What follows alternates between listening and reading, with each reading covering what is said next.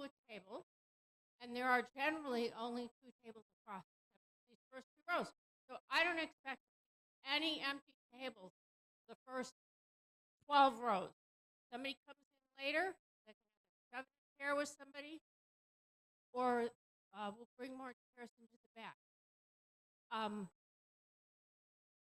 Today, Mark Walters is going to do most of the emceeing for me, and so I brought Mark and Carpenter.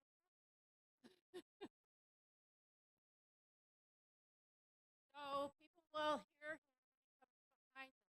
I am going to now go and work on some agenda changes. Of course, there are many planes with mechanical problems that happen later. Mark will introduce Alan Gottlieb and Adam Kraut. Adam will lead the Pledge of Allegiance, and then Alan will get into the first 100 years of his life, so to speak. And before anybody tells me, no, my makeup is not running, I have a black eye. Thank you, Julie. Good morning, everybody. How are you? Welcome to the 38th Annual Gun Rights Policy Conference. Good heavens, it's great to see everybody here. 38 years. So I'm in the unique position of not speaking for the first time in many, many, many years because I'm going to be moderating, so I figured I have enough mic time. I can get in what I need to say from time to time. Let's start off. Let's get everything started. Is Adam Kraut? Adam? There he is. He's over there. Adam? Adam will do the Pledge of Allegiance for us, and we'll hand it over to Mr. Gottlieb. There you go, bud. Good morning, everybody. You're already doing what I was going to ask. Awesome. Flag's over here. I pledge allegiance to the flag of the United States of America and to the republic for which it stands, one nation, under God, indivisible, with liberty and justice for all. Thank you.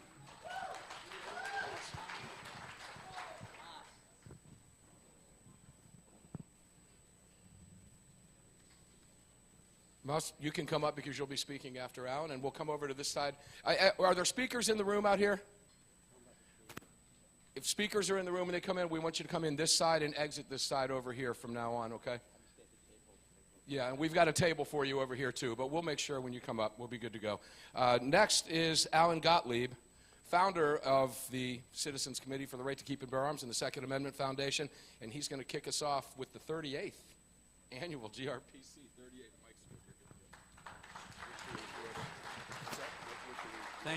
Thank you, Mark. Just for speakers, if we could just do this, when it's your panel before you, if you come up, there's a round table to sit at, so you'll be ready to come up on the stage quickly, so we won't waste time in between panels. So speakers, there's a table hidden there. There's also, I think, a package for you to take as a gift. Well, welcome all of you to the Gun Rights Policy Conference, 38th one. It's kind of amazing. The Citizens Committee for the Right to Keep and Bear Arms has been around for gun rights activism defending Second Amendment rights for 51 years. And the Second Amendment Foundation has been around protecting the Second Amendment for 49 years. Together, that's 100 years of Second Amendment activism defending our rights. It's been an amazing 100 years, and I've been blessed to be around for that 100 years of activism between the two organizations. And it's been quite a ride and quite amazing.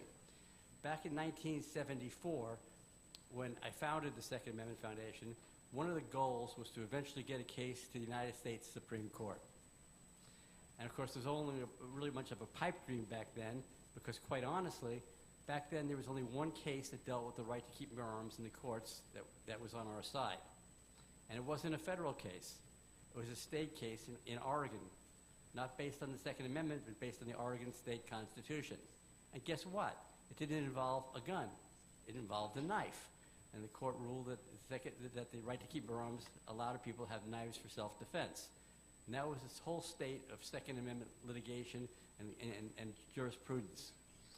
So the Second Amendment Foundation set up a legal scholars conference way back then at the University of Boston to map out a strategy to eventually get a case to the Supreme Court, which started out with a lot of popular culture magazines, law review articles, historical publications, a lot of research, because we had to build a foundation. So when somebody filed a legal brief, you could have some sites, you could cite something. And so we started our work on that, which led to a second Legal Scholars Conference right here in the state of Arizona at the University of Arizona Law School in Tucson. And at that conference, the big thing that came out of that was the fact that we couldn't really file any lawsuits to do anything challenging a lot of these laws under the Second Amendment, because the Second Amendment was never incorporated through the 14th Amendment, making it applicable to all 50 states. So all the really bad laws we wanted to challenge, we had no grounds to go to court, federal court, under the Second Amendment and challenge them, which led us eventually to realize that it had to be a federal law that you were challenging, and there wasn't really a great federal law back then to really challenge. But Washington, D.C. was not a state. It was a federal enclave. And so we could challenge laws in D.C., and they were dumb enough to pass a handgun ban or a ban on any functional firearm, either rifle or shotgun, in your own home. It had to be disabled. And so that led to the Heller case in Washington, D.C., which led to the fact that our attorney, Alan Gura, who worked on that case and argued it, we knew we were still going to win. We felt real confident. The day the decision came down is the day we filed McDonald versus Chicago, which challenged Chicago's handgun ban, and our method there was to get the Second Amendment incorporated through the 14th Amendment, which went up to the Supreme Court. The Supreme Court incorporated the Second Amendment through the 14th Amendment, making it applicable to the states, knocked out Chicago's handgun ban, and then opened the doors and allowed us and everybody else in the country to file Second Amendment suits in courts all across the country challenging state laws. Of course, which led to the case that, like Bruin going to the Supreme Court, could never have been brought if it weren't for the fact that McDonald was won. And of course, that all led to everything, including the Duncan decision yesterday in California knocking out their magazine ban. So this is why you're going to see on the 38th Annual Gun Rights Policy Conference, which has also become an institution in its own, just like the Second Amendment Foundation and the Citizens Committee for the Right to Keep and Bear Arms has become institutions. You're going to see an awful lot of stuff discussed on legal panels and by attorneys, because that's where the battle is now gone, and that's where we're really winning. So I just want to impart to you some of this institutional knowledge on how we got here today and what helped form the agenda for the 30th Annual Gun Rights Policy Conference. Thank you for attending. Thank you, Alan, for everything. We wouldn't be here without you. That's not lost on everybody here. Next up, to start the day for us, actually, after Alan, is Massad Ayoob. Of course, we know Massad as the godfather of defense in my book. I'm proud to call him a good friend. And he's also the president of the Second Amendment Foundation. Massad, the floor is yours.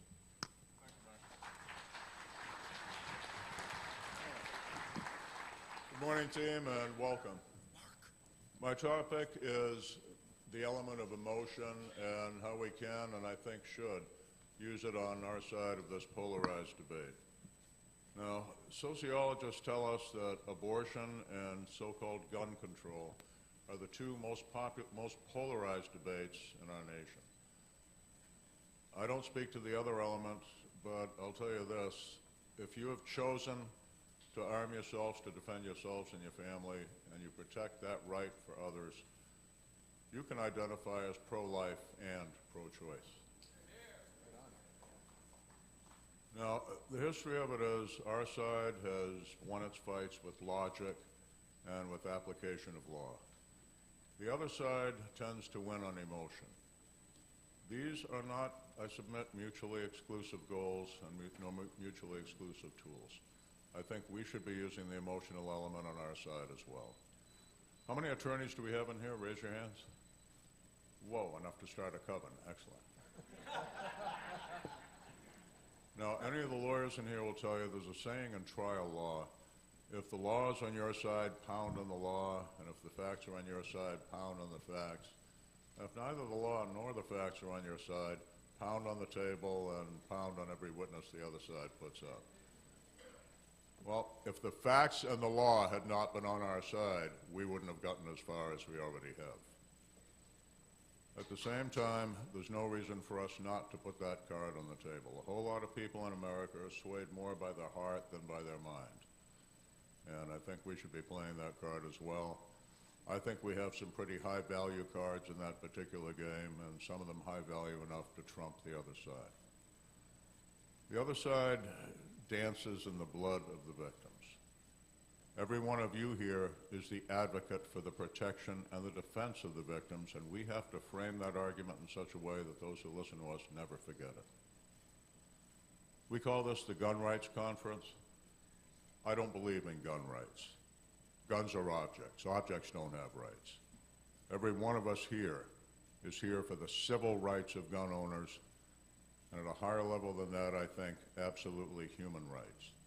Lord Blackstone, the great commentator on the common law, said that self-defense was the highest of all human rights, and that makes every one of you in this room a human rights advocate. The other side talks about, oh my God, in a given year, 30-some thousand people will die by the gun in America, therefore we must take away the gun. Those of you who've looked at those stats know that 60% or more every year, sometimes approaching 2/3 of those, are suicides. And many, even most suicides are tragic events. But at the same time, it's unfair to conflate that with the murder of the innocent the way the other side does.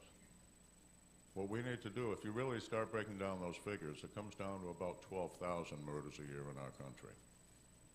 Many of those murders are drug dealers killing other drug dealers over drug turf. Why on earth should innocent citizens be punished for that by taking away property they have legally purchased and responsibly owned? The logic is on our side. The facts are on your side. You take those 12,000 murders and you put them against the 1.67 million defensive gun uses documented at Georgetown University in the last few years by Professor William English. And the other side says, oh my God, 1.67 million defense, impossible. There would be 167 million corpses littering our streets. Because they can't get past death. They call us bloodthirsty, and they only count death, and they never count survivals. Those of us who study DGUs, defensive gun usages, every single study has shown well over 90% of defensive gun usages have ended with no blood shed on either side of the gun. When the predator realizes they are about to die from a sudden and acute failure of their victim selection process, they tend to take to their heels and, in the words of the courts, abjure from the conflict. Nobody counts that. A whole lot of bad guys do get shot and killed by armed citizens in self-defense, just as about 1,000 a year will be killed by America's police in the line of duty. A number of them will be shot and will survive due to the great level of medical care that we have in this country. But what we have to look at is that each of those defensive gun usages, and it's not even just shooting bad guys, the hunter in Alaska who fires the warning shot that deters the bear attack, or, God help us, if it does not deter the bear, ends the life of the bear and saves the life of the human, has to be counted too. Any of you who've ever shot a venomous snake before it could bite you or your child, that was absolutely a defensive gun usage. Those things have to be counted. Count the survivors, not the dead. Not the dead. We are the protectors. Raise your hand if you or someone you know has ever used a gun in self-defense. Keep the hands up and look around. Look at that sea of hands. That is the sea of hands we need to show to the public. I've been teaching the gun to police since 1972, civilians since 1981. And I teach the gun as a direct analog to a fire extinguisher. If you think about it, each of those objects is a symbol of a public safety profession. Having a fire extinguisher doesn't mean you don't need firefighters, and it doesn't make you one yourself. The gun is as much a symbol as the badge of the law enforcement officer. Your having one doesn't make you a cop, doesn't mean you don't need cops, but each of those tools is an emergency life-saving rescue tool for the first responder. And they called us, who served in law enforcement, emergency medicine, and the fire service, the first responders. We're the first .gov responders, the first designated responders. Real world, the first responder is you, the citizen who is there when that deadly danger breaks out. We have to invoke the irrevocable time-space continuum. Now let's go back a little bit in time. Some of you, I see enough white hair out there that it looks like a pack of Q-tips. Some of us remember mid-20th century. Nobody but firefighters kept fire extinguishers in their homes. They were kept in schools, they might be in a place of business, and certainly they'd be on the fire trucks. And society figured out that time-space continuum. The fire blooms on the kitchen stove. You had to get to the phone. Who remembers dial phones? The dispatcher has to relay that to the fire department. Those guys aren't sitting around wearing their turnout coats and their helmets. They have to suit up, get in the truck, get to wherever the hell you are, and by that time the house is burned down to the foundation and everyone inside is dead from thermal burns or smoke inhalation. And society figured out if there is a fire extinguisher in the kitchen, in an instant you can grasp it, spray that thing, kill the threat in its nest, and there's nothing but a few $100 of smoke damage and maybe you need a new stove. The gun is a direct analog of that.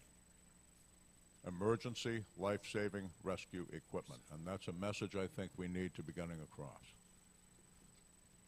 Now, those of us who have people in our families, who know people that the gun has saved, need to put those faces in front of the TV cameras as surely as the other side brings the mothers and the fathers of the dead children in the schools, to let them know these things are life-saving rescue equipment.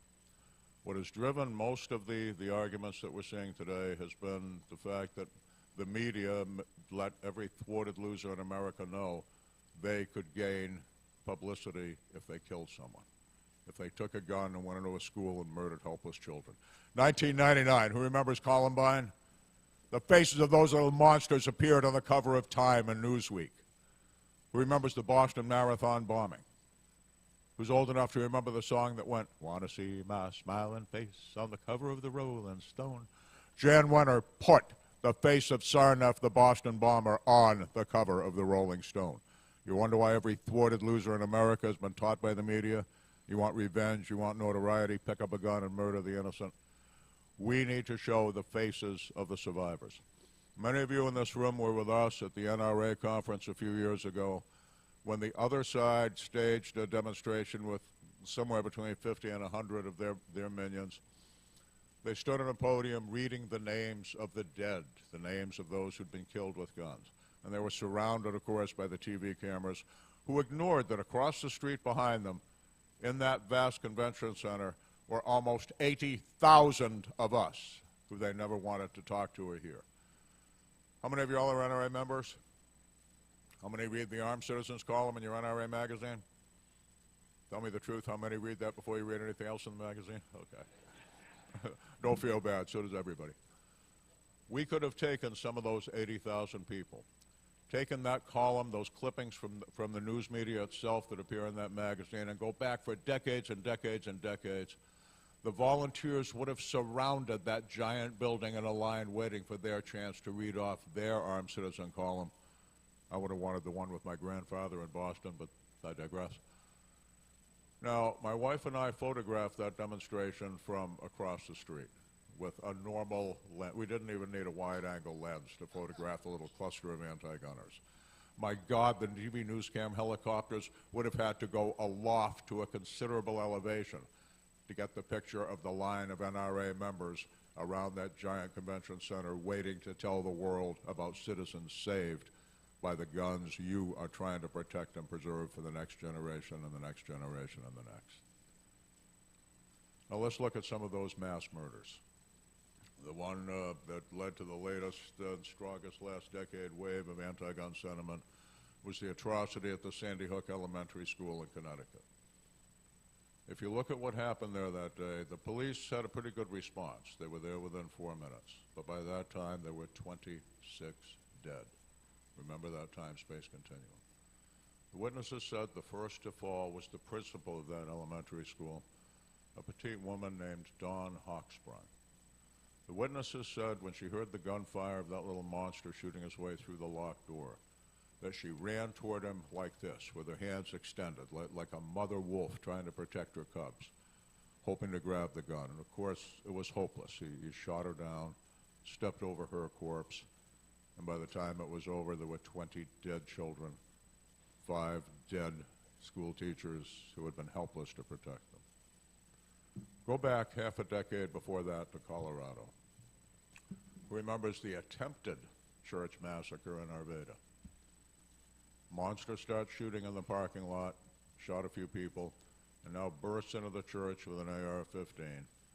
And he was met by a young woman named Jean Assam, a former police officer, now an armed citizen, volunteer security. She ran toward him too, but she ran toward him with a Beretta 92 in her hands, pumped bullet after bullet into that rotten SOB. 2 fatal, unsurvivable wounds, and when he went down, he had just enough life force left to fire one last shot into his own twisted brain. Suppose we could somehow have transposed Jeannie Assam 5 years later into Don Hawksprung at that elementary school. The only death that day would have been the death of a monster who had murdered his own mother the night before to get the guns that he used, and who was minutes from his own self-ordained death anyway. We need to show these comparisons to people. We need to make them realize you are not fighting to cover yourself and cover your butt and be the sole survivor of the fight in the alley. We need to remind people what survival is all about. As you sit here right now, a question for you to ask others. As you sit here right now, raise your hand if you're carrying a piece of government-issued ID that requires your physical address to be on it, not a P.O. box. Look around. Virtually all of us, thank you. Raise your hand if as you sit here you have a key to your home and your physical person. Remind them, that's true of everyone, and remind them if they have chosen to be helpless and allow themselves to be murdered. The monster who murdered them now has a key to their house, knows where it is, and they cannot warn their loved ones that he's coming for them next. Remind them of that. Raise your hand if you've ever had the discussion about armed self-defense with someone and they said, oh, I could never kill another person.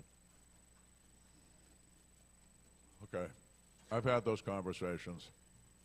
And what I found works best is I tell them, look, I'm not my brother's keeper or my sister's, but I just got to ask you, that same guy you'd rather die than kill is standing over your child, he's holding a knife, and he's just told you he's going to sacrifice your baby to Satan. Tell me what you're going to do. And exactly, 9 times out of 10, that mother wolf instinct is going to bubble up, and they'll say, I'd kill him. And I learned not to be the snarky SOB who then says, really, kill him with what? Instead, I learned to ask them, tell me what's the difference. Tell me what's the difference. How many of us in here have lost people we love? Okay, death is the great separator. It doesn't matter which of you goes into the hole in the ground first. Either way, you never see each other again on this earth. We need to remind them of that. We need to remind them that those are the stakes on the table where we're playing those cards of logic and law and emotion. Remind them, none of us in here carries a gun so we can, you know, we all say, yeah, I want to go home at night, and every cop says that. The people who criticize the cops say that like it's a bad thing. Anybody in here doesn't want to go home alive from this thing? But it's not just about us. It's not just about us. A great many of those defensive gun usages didn't save just the armed citizen who was pounced in the dark alley. Later in the seminar, you'll hear from Professor John Lott, who will tell you just how many mass murders have been stopped by armed citizens like those in this room that have been underreported and the media has not told the world about.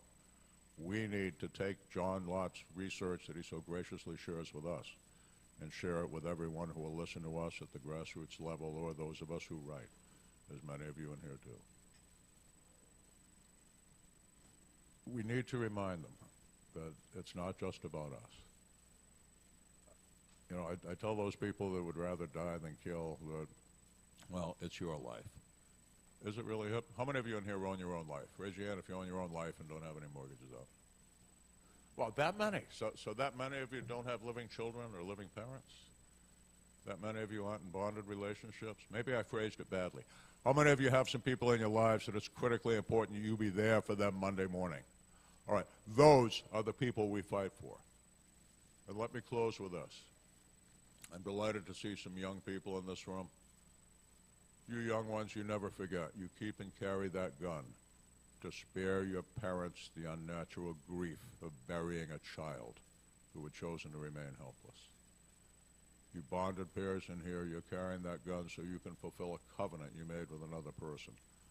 They're going to grow old together and take care of each other until the very end. How many parents do we have in here? Raise your hands. Okay. How many ever heard a kid say to his parent? Might have been us. I didn't ask to be born. How many have heard that one? They didn't. The kid was telling you the truth. They didn't. We brought them in to this world. And we have a duty to them to remain alive as long as we can, to shepherd them through this unforgiving place they didn't ask to come to. That's why we carry. That's why we spread the word. That's why we fight for the rights for ourselves and the next generation and generations yet unborn, to protect themselves, that highest of all human rights. Thank you for listening. Masad Ayub. Great stuff, as always. Great stuff. All right. I love that. It's always great hearing from Masad, and we're on time and early. Our next speaker, the topic is the firearm industry's responsibility to defend the right to keep and bear arms. To me, that's really refreshing to hear that. And, I mean, just the title itself, because the firearms industry, you would think that they do have a responsibility to help protect the right to bear arms. And, well, Sig Sauer does. Tom Taylor is Sig Sauer's Chief Marketing Officer and Executive Vice President of Commercial Sales. And I know it fits on one business card because I have one. Tom. Say your name and Tom. Say your name when you start.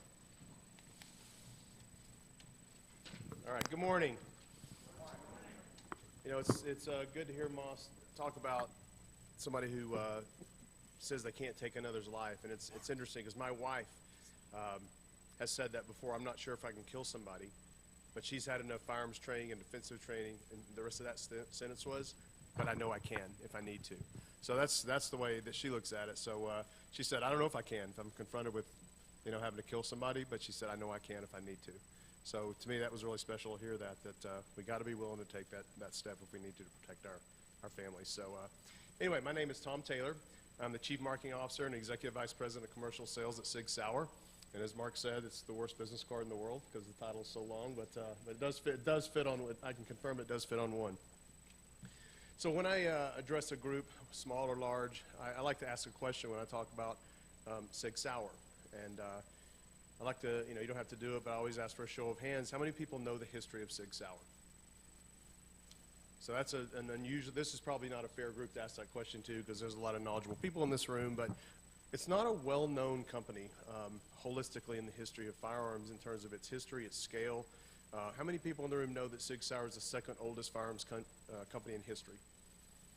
So Beretta obviously is the oldest, 500 years, one passion, all that kind of stuff. Well Sig, or the Sauer side of Sig Sauer, was 1751, and SIG, Swiss Industrial Group, was 1853. They actually won a Swiss Army contract in 1859. And so the history is very rich, but not a lot of people know that history.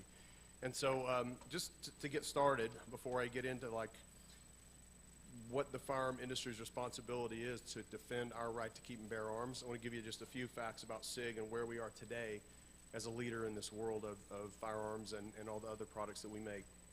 As I said, SIG is the second oldest firearms company in the world. It's the largest gun company in the world, and that catches a lot of people by surprise because there's a lot of more well-known brands holistically, the Smith & Wessons and the Rugers and the Remingtons and Glocks and different companies like that. But SIG is the largest firearms company in the world. We have 13 U.S. facilities across 3 states, New Hampshire, Arkansas, and Oregon. We have 1 facility in Switzerland. Oddly enough, there are no facilities left in Germany other than our owner's offices. SIG is a holistic U.S. company. That being said, we do business in about 90 countries worldwide, so it is a very large scale in terms of the business that we do worldwide. SIG has over 3,000 employees and growing dramatically. I'll get into that just a little bit more. We're the only company to organically produce firearms, optics, ammunition, suppressors, and our own training facilities at Sig Sauer Academy and the training that they do, our over 100 instructors do throughout the world. So other companies have acquired certain things and done things like that, but SIG is the only one to do it organically. Until recently, we had our first acquisition, if any of you follow us closely, for remote weapon stations with some of the military contracts that we've won. We needed a way to mount weapons and fire them remotely, and so we acquired a company to be able to do that called General Robotics. One of the things I'm most proud of about our company, I've been at SIG 9 years. I've been in the industry 19. I spent 5 years at Smith & Wesson, 5 years at Mossberg, and the last 9 at SIG Sauer. And to go through an evolution that SIG has gone through in its rich history in the last essentially 10 to 15 years, the U.S. military, when they go to battle, starting in about 6 months or so, we start shipping in November, their sidearm, their rifle, their machine gun, their suppressor, their ammunition, and many of their optics will be SIG Sauer.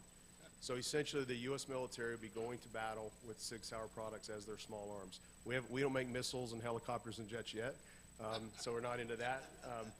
But it's such a proud fact that our military is going to be carrying all SIG Sauer products. About 5 years ago, we won the modular handgun system contract, and just last year we won what's called the Next Generation Squad Weapons contract, and it's going to change the battlefield forever. You know, we've gone to war with sort of a kinder, gentler caliber, and that is no more. For anybody that followed that story,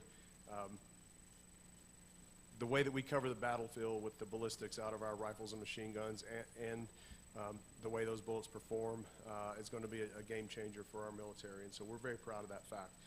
So it's a proud thing to be here representing SIG Sauer. I said we had over 3,000 employees.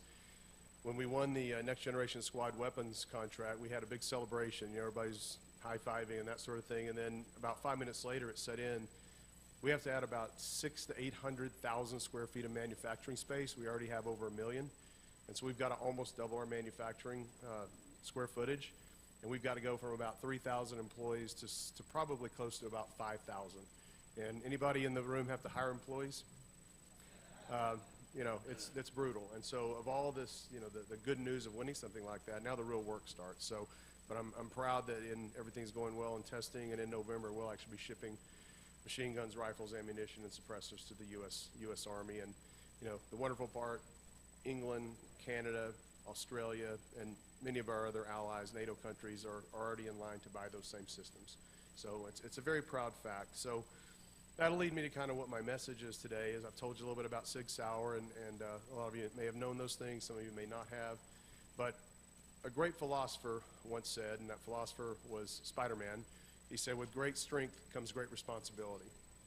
And I really like Spider-Man, so I like to quote him. But we take that very, very seriously at SIG Sauer. As the largest company, gun company in the world, as a provider of weapons and all the accessories that go with those weapons to the U.S. military, what would we be if we didn't take that responsibility very seriously? And I think that's kind of why we're here today. We want to be a leader. And I think Alan and the staff and the board at Second Amendment Foundation would tell you that I think everybody knows a couple of years ago, one of our greatest warriors for the Second Amendment lost their way a little bit. It's very unfortunate that that organization has lost its way. And so in the firearms industry, we were having bi-weekly calls with some of the leaders in the industry saying, what do we do? How do we protect the Second Amendment? Where do we go from here? Because we sort of always, right or wrong, not that we didn't support other organizations, but there was one organization that everybody went kind of all in on. And as we all know, that organization is a little bit wounded right now. So where do we go? Well, as far as SIG Sauer was concerned, this is where we went with our primary support. And I hope that we led the way. There have been, I don't know, Alan, maybe 20 or 25 or 30, I don't know the stats, but there have been a number of other gun companies that kind of followed us into the support for the Second Amendment Foundation. And so we're very proud of that fact that we were able to lead that charge to this organization. We think that this organization is where our greatest strength is to protect and defend the Second Amendment. There's others doing great work. There's others that do different work. We look at the political landscape today, and it feels like legislation is not going to be the way right now. Maybe that changes in the future, but legislation is probably not where we're going to win. We're having tremendous success. This organization is having tremendous success with litigation. Litigation is firm, and it's hard, and it's a way to win, whereas legislation is hard and complicated and all those things. Not that litigation isn't, but it just doesn't feel like legislation is on the horizon for us to be able to be successful. when you look a little deeper and say, why did Sig Sauer and some of the rest of the industry fall in line to support the Second Amendment Foundation? The industry is always under fire and under pressure. In even recent history, I think the anti-gun faction, if you look back around 2000 and just prior to that, the lawsuits where the cities were suing gun companies for murder. If you followed those, there was Gary, Indiana. That was the first one against Smith & Wesson. I'm sure a lot of seeing the number of lawyers' hands that went up in the room and just people that follow this, I'm sure you saw that lawsuit. And then after that, 32 lawsuits followed. And they were losing every one. They were frivolous. But it wasn't about winning. It was about taking the money from the gun industry. They drained the treasure chest of the NSSF. They were draining the industry, and they were going to succeed if President Bush hadn't stepped in with the PLCAA. So we appreciate that movement. And now there's a whole other round of things that the anti-gun world is trying to do to get at us. One of those is marketing. And in my job as a marketer, we have to be thoughtful about how we market our products. You know, there's the whole Joe Camel thing. There was the Bushmaster Remington lawsuit after Newtown, which was a kind of a misleading settlement. Since the company wasn't around, the insurance company settled, which probably doesn't hurt us long term, but it doesn't help. But they want to say that we're, you know, trying to recruit children to be mass murderers and those kinds of things in our advertising, and you know, we all know that's just not true. And so they're coming at us in different ways, and different ways that are going to be, burdens of proof are going to be a little bit less than murder, and so that's the way they're going to try to come at us. At SIG, you know, as you see our advertising evolved over the next few years, you're going to see a lot of military imagery. I mean, with what I started this conversation with, the amount of military contracts we've won, how else are we going to market our company? I mean, it is a legitimate fact of our company is that we have won military contracts. And I think that because we win those contracts, I think a lot of you have a lot of confidence in carrying our products. I'd ask how many of you are carrying P365s, which aren't one of those contracts, but you know, that gun kind of changed the world in terms of concealed carry, and now a lot of other companies have come on with great products that are similar to the P365. But we want to let you know that because of all the testing and all the things that our products have to go through to win those contracts, you can have a lot of confidence in our products. One of the best ways to let you know is to show you imagery of the military. Now, we know we're going to get attacked by that. We've already been called into Washington once to testify.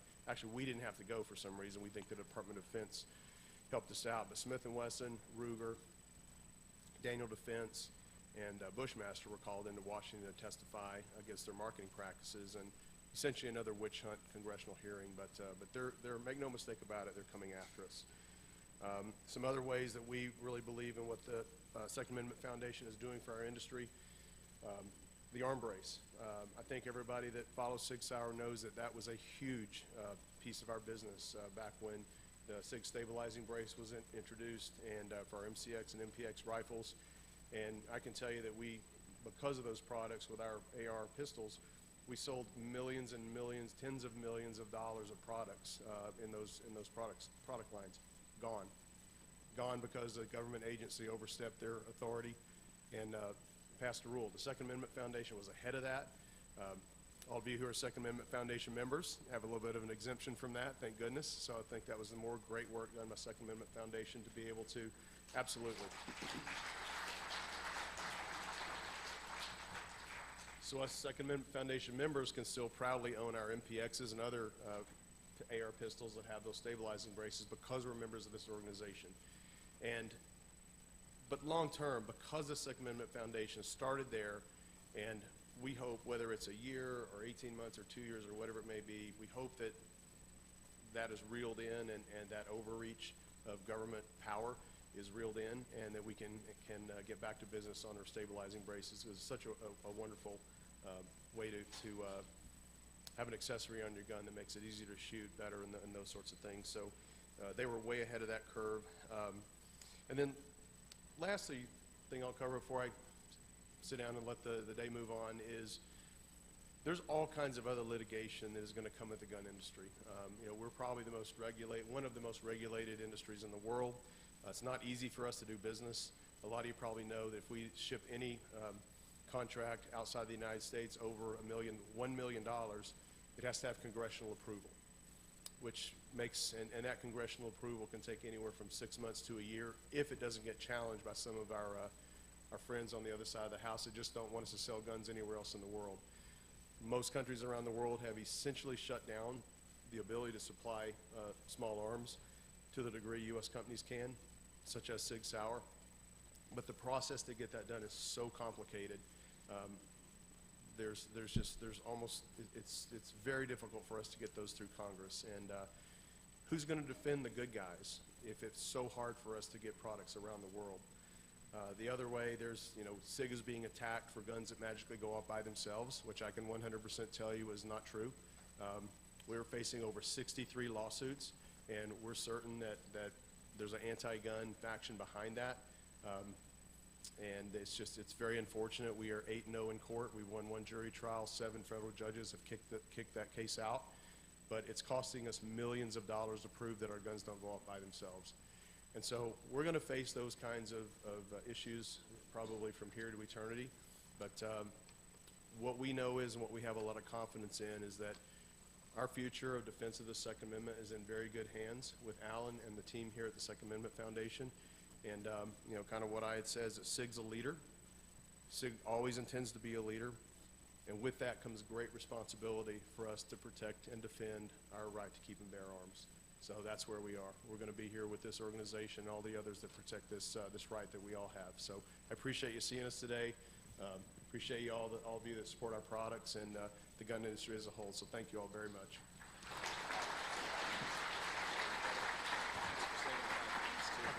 Absolutely. Good. Tom Taylor, he's awesome. We're ahead of the game here. I'll just tell you a quick funny story. On August 2nd, I was broadcasting from Sig Sauer. And we were sitting on a live microphone, and I asked him when the subject of the 365 came up. I said, so where'd you get how'd you come up with the model number? He looks at me on a live mic, smiles, says, well, it's the gun you can carry 365 days a year. And I went, yeah, that's a pretty good idea. Moving on. So the podcast is out there. We laughed about it. As I get older, I can laugh at my own stupidity. That was on August 2nd. If you want to listen to it, Tom's response was utterly classic. All right, so coming up next, subject matter is California, the laboratory of a new pandemic of new gun ban viruses. California's got issues. And it's Chuck Michelle, right? You want to go by Chuck Michelle?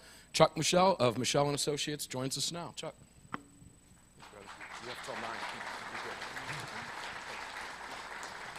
Raise the mic. Well, since the previous speaker finished earlier, I thought I was going to have a couple extra minutes, but he just stole those 2 minutes from me, so now you don't get the jokes I was going to tell. So my name's Chuck Michelle. I've been advocating on behalf of gun manufacturers, retailers, trade associations, nonprofit groups, individual gun owners for almost going on 30 years, which really kind of made me pause when I thought about that. And I'm not just an advocate, a legal advocate. I'm also an activist. I'm the president of the California Rifle and Pistol Association. I'm the president of the Second Amendment Law Center, and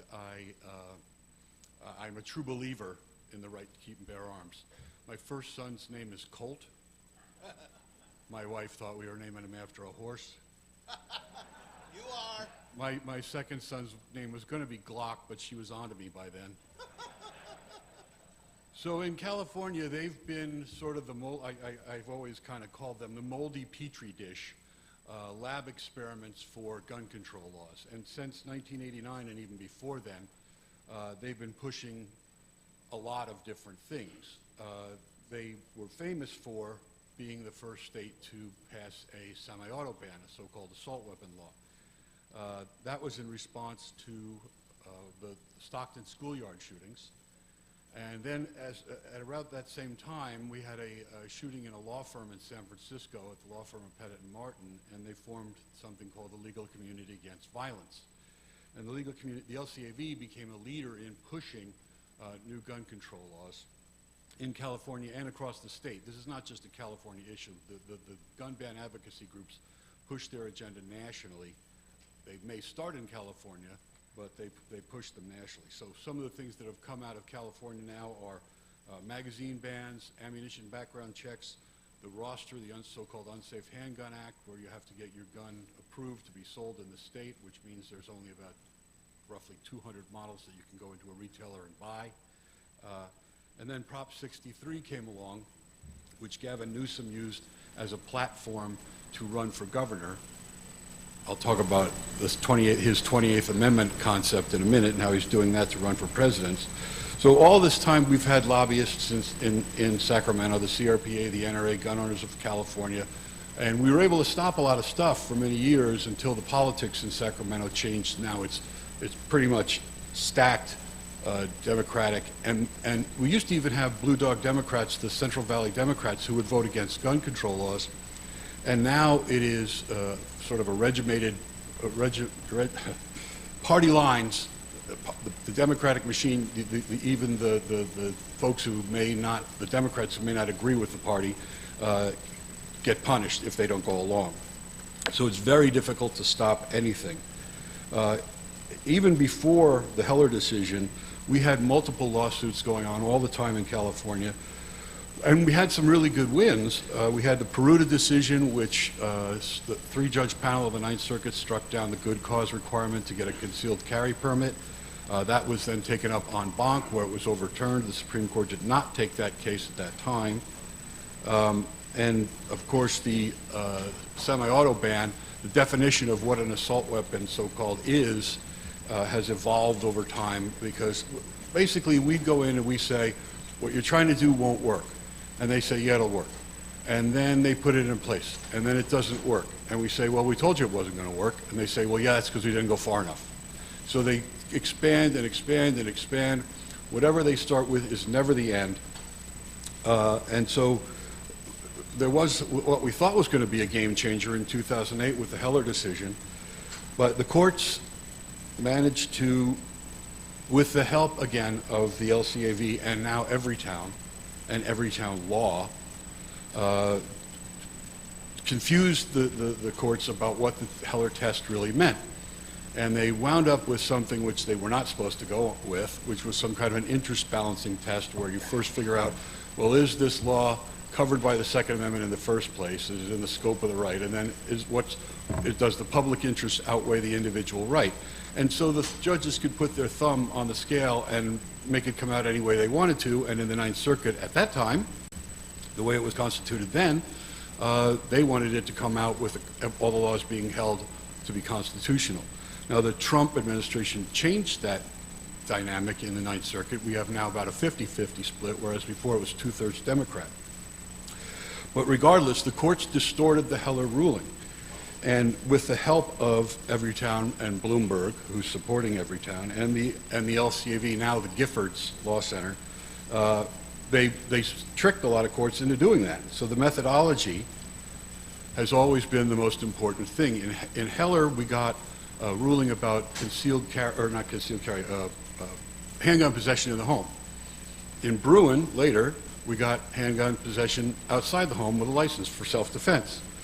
But the methodology is just as important, if not in some respects more important, than the actual underlying issue, because the methodology applies across the board no matter what kind of a gun law you're challenging. So using the Ninth Circuit, using the methodology of Heller, we still got some good wins. We got the win number one in the Duncan case, challenging the ban on 10-plus round mags. We got a win with the Rhodey case, challenging ammunition background sale requirements. And we got a win in a case that the SAF was very heavily involved in, the Miller case, challenging the semi-auto ban. That was in front of Judge Roger Benitez in San Diego, now deemed Saint Benitez because of some of the things that he has ruled on.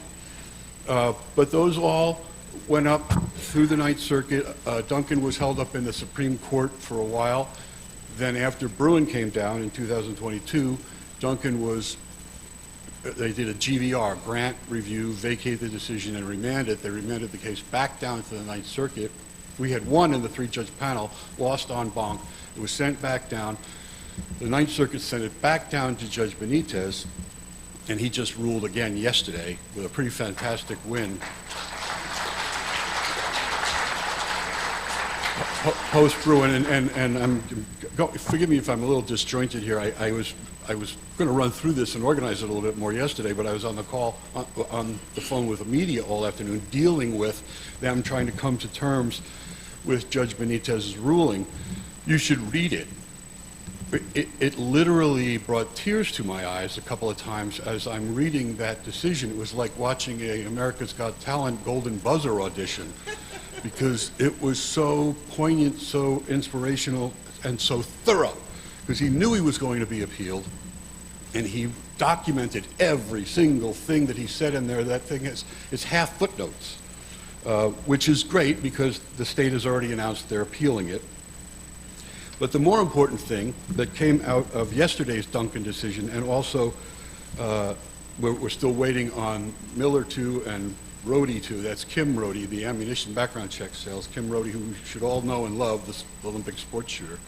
We're waiting on those. We expect similar wins from Judge Benitez on those. But he had to take those cases again because in 2022, Bruin came down. And so the case got remanded to him saying, well, you applied it first under the Heller analysis, and now we need to see how it works under the Bruin analysis. Now, the Heller analysis was supposed to be no interest balancing, none of this weighing the scales. But that's not how it turned out. The courts distorted the Heller ruling and made it harder to win those cases. The Supreme Court in Bruin, at least in theory, clarified all that and said the test is, the methodology is, first, does the plain text of the Second Amendment, the right to keep and bear arms, apply to the conduct being challenged here or being regulated here? And so if you're bearing an arm, no matter what kind of arm, a bearable arm, the text covers it. Then the burden shifts to the government to prove that it's presumptively unconstitutional. So the burden shifts to the government to try and prove that it is justified historically by some kind of a law that's analogous, a historical law that's analogous to the modern law, which would basically give you the indication that the founding fathers, when they passed the Second Amendment in 1791, would have tolerated the kind of modern law. It's basically a legislative intent analysis. And there's books written on how, and I'm sure Mark Smith will probably get into history and tradition as the test for examining constitutionality, as opposed to this living constitution notion, which is what the progressives would prefer us to go with. In any event, with that new Bruin decision, what we got was what I call the blue resistance. And again, a lot of this was led in California, again, from Gavin Newsom, who has made this his political platform. This is how he got attention with Prop 63. That's built his name recognition. And that's what he's now doing with his push for the 28th Amendment. This is not about the 28th Amendment. It's not about a revised Second Amendment, which, by the way, the 28th Amendment, as he wrote it, would just eliminate the Second Amendment. It's about him. It's a shadow campaign for presidency, so he can raise money and campaign and talk about all kinds of things as he goes out there under the pretext of running for a constitutional amendment on gun control. But as a result of the blue resistance, which, by the way, this is where it kind of gets away from California, because it's not just California now that's involved in the retaliatory legislation being pushed in response to Bruin.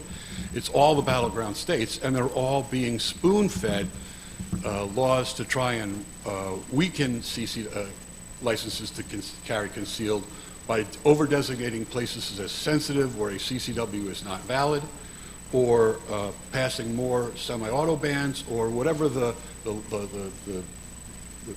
a la carte menu of gun control laws that they have, that California had and developed, and that Bloomberg's Everytown law has now refined and shopped out and pushed in these other jurisdictions. At one point, Bloomberg had pledged $800 million to push gun control efforts. That was like 10 years ago. Who knows what he's spent now on the teams of lawyers that he has working with state attorney general's offices to pass these kinds of laws. I will point out, though, one thing.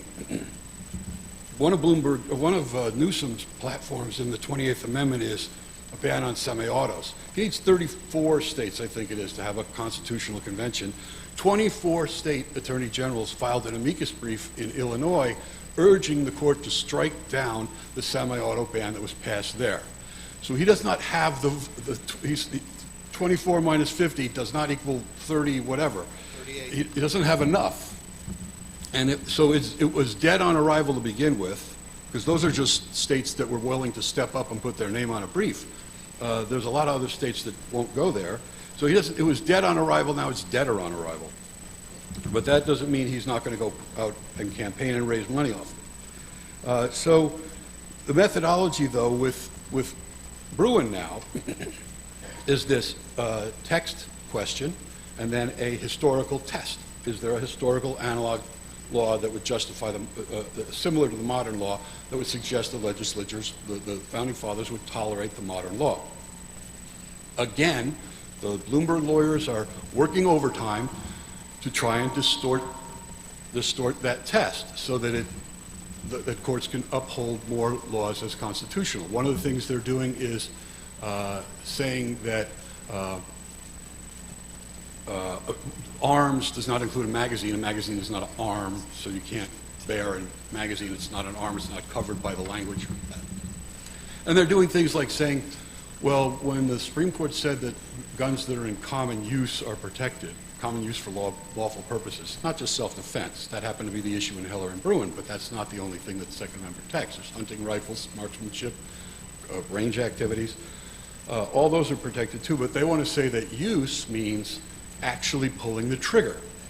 So unless you actually shoot somebody, you never actually used your gun for self-defense, so it's not in common use. This is the kind of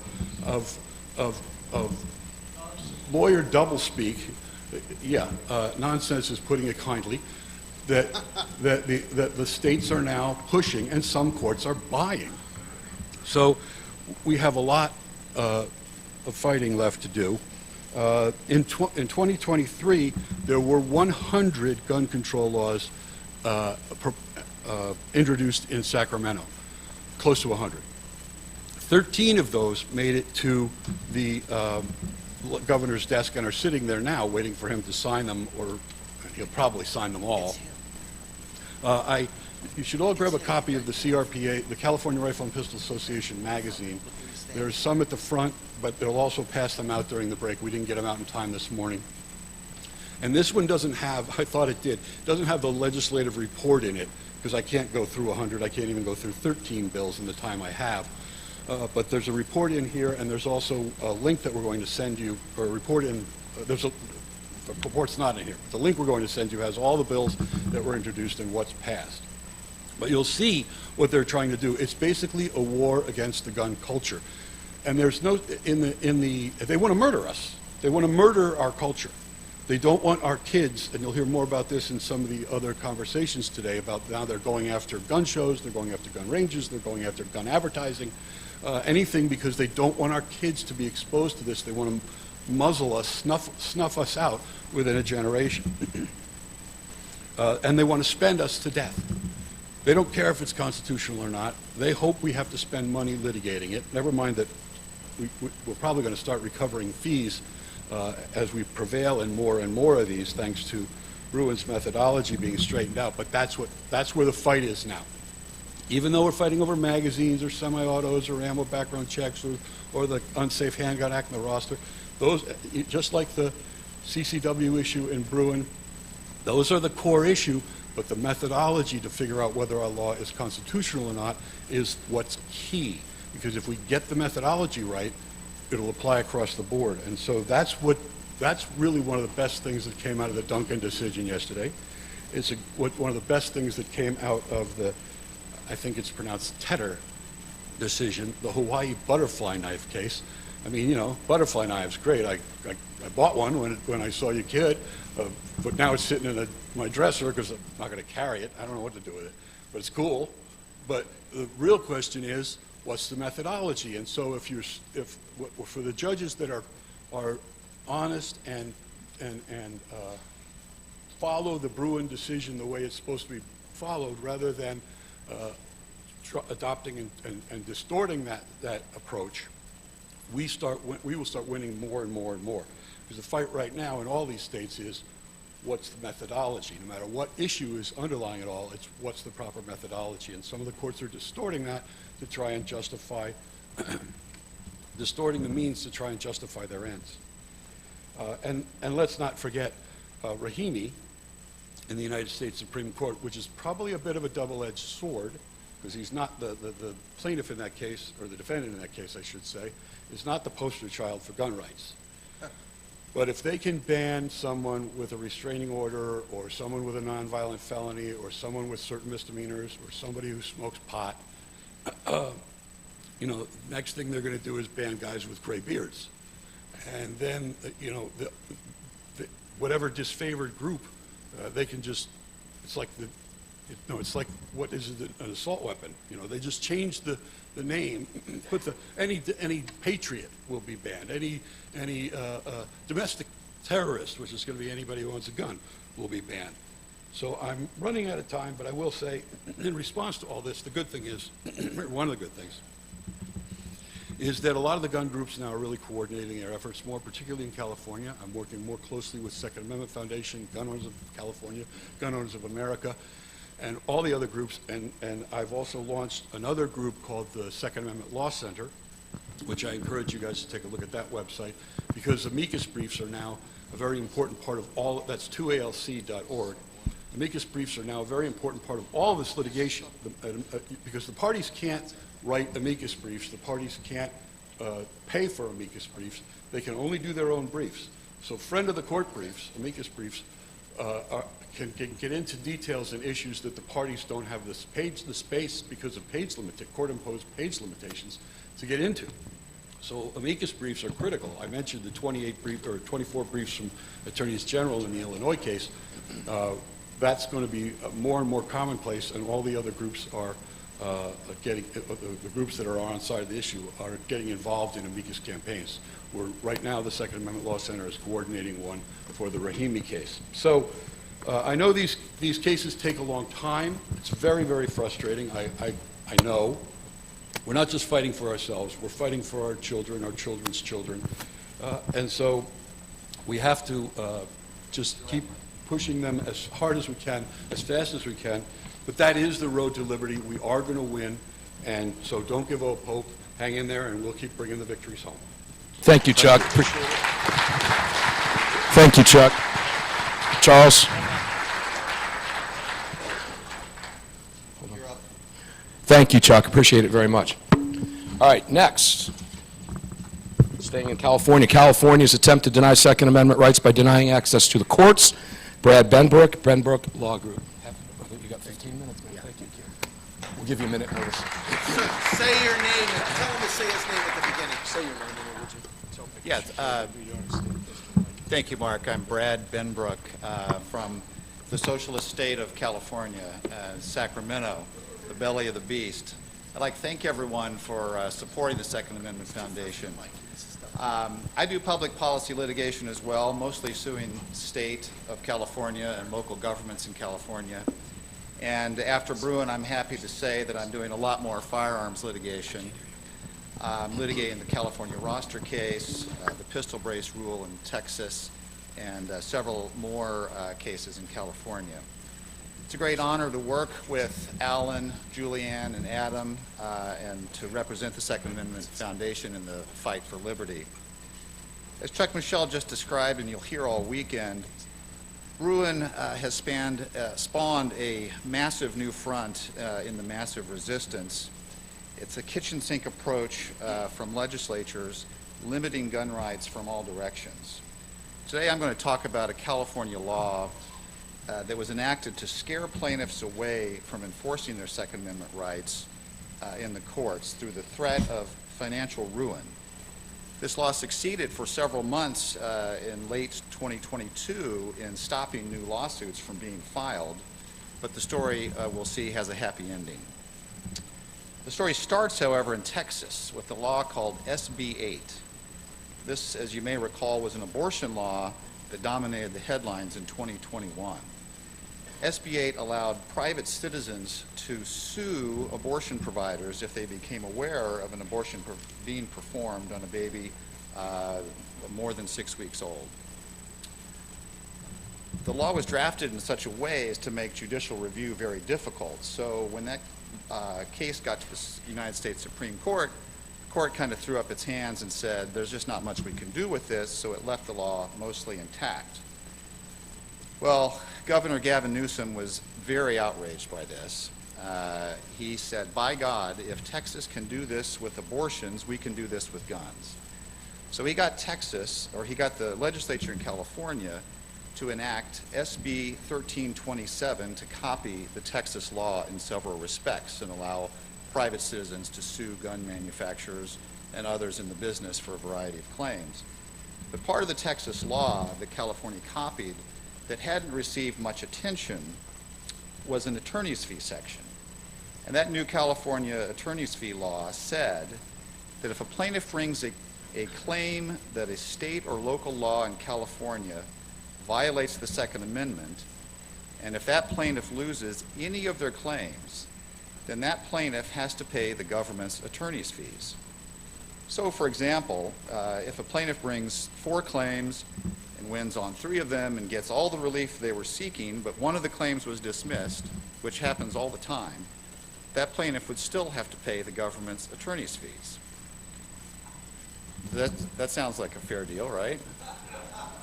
So if the law only said that, it would have been the most extreme attorney's fee law in history. But it went on to say, if a plaintiff loses any claim, then not only does the plaintiff have to pay the government's fees, the plaintiff's lawyers are also liable for the government's fees.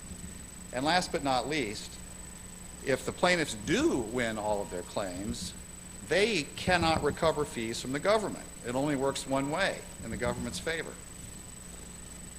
Now, I don't know if any of you have ever sued the government before. Usually, being a plaintiff in a lawsuit against the government requires climbing what they call a wall of worry. It can be very stressful to put yourself out there.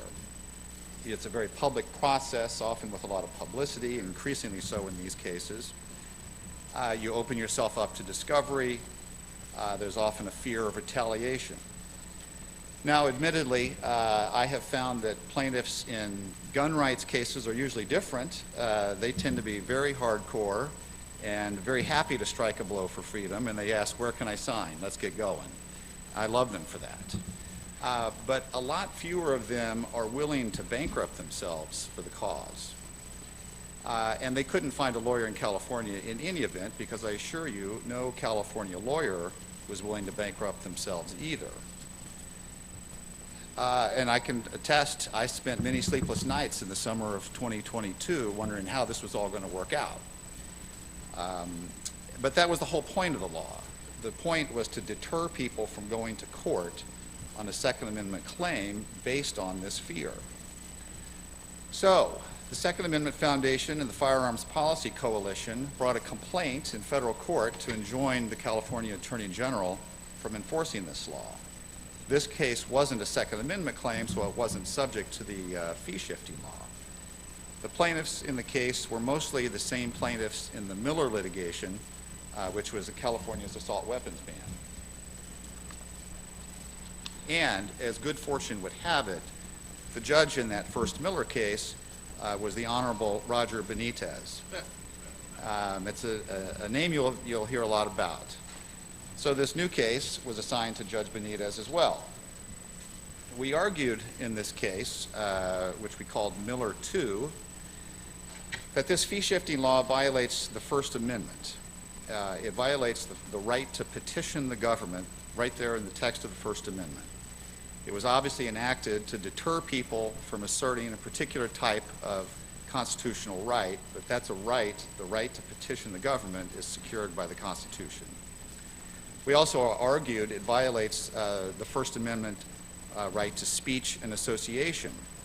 Groups like SAF exist to advocate on behalf of members like all of you in court. And finally, we argued this law was preempted by the federal civil rights laws allowing recovery of attorneys' fees who win constitutional claims. We also pointed out to Judge Benitez the California Attorney General had told the United States Supreme Court in that Texas case in an amicus brief that the Texas law was unconstitutional, including the attorney's fee provision. So we said the Attorney General of California cannot possibly come into your court and argue that the California law, which copied it, is constitutional because it would require completely reversing himself. Now, of course, that's what we said in our briefs, but we assume that's exactly what the Attorney General would do. Arguments in these cases rarely produce much drama, but God bless Judge Benitez for holding the state accountable. The first hearing was about whether the plaintiffs had standing. Normally these hearings, almost all of these hearings, are fairly mundane events. I never forget, I was at a conference when I was a younger lawyer, hearing I think it was a property rights lawyer talk about litigating property rights and constitutional claims. And they said, you know, when I became a constitutional lawyer, I thought it was going to be so cool to be in court arguing about the Constitution, and the reality is I'm a preliminary injunction lawyer. I argue about civil procedure all the time. So these arguments usually start out with the plaintiff talking and giving their spiel. But Judge Benitez said, no, I want to hear from the state first. There was no yelling or nastiness. He was very polite, but he's very direct, and he wanted to get right to the heart of the matter. He called the Deputy Attorney General to the stand, to the lectern, and he said, Counsel, since this fee-shifting law in California is the same as the law in Texas, and the Attorney General's office told the U.S. Supreme Court that that law was unconstitutional, then as an officer of the court, why can't you confirm right now on the record this law in California is also unconstitutional? And he used the word officer of the court several times. And I think the Deputy Attorney General's career flashed before his eyes, and he paused and asked for a brief recess to confer with his colleagues. And the next thing you know, a few days later, the Attorney General filed a paper saying that they're not going to defend the law. So we were happy for a few hours, but we didn't have time to celebrate because the next thing we knew, Governor Newsom filed a paper saying he wanted to intervene in the case. And the gist of his intervention was, this Texas law is still cynical and outrageous, but if Texas can get away with it, then California has to be able to get away with it too. And the hearing on the merits in that case produced another rare and unusual, memorable moment. Everyone was there since this was the final hearing on the merits. And again, Judge Benitez started with the governor's lawyer. And he said, Counselor, if you lose this case, are you willing to pay out of your own checkbook the fees of all the lawyers you see sitting on the other side of this case? Because this law that you're here defending, that's what it says to them. They say if they bring a Second Amendment claim for their clients and they lose any claim, they've got to pay all the fees for the government. I give the lawyer credit for filibustering without really saying yes or no, but you can probably guess how the story ends. Judge Benitez came out with a great opinion only a few days before the law took effect, blasting the state for enacting a law that it knew was unconstitutional. And there was one particularly memorable line that may resonate here. Judge Benitez wrote that the Supreme Court has recognized that maintaining the courts as a setting to resolve questions about defective laws is necessary for a peaceful society.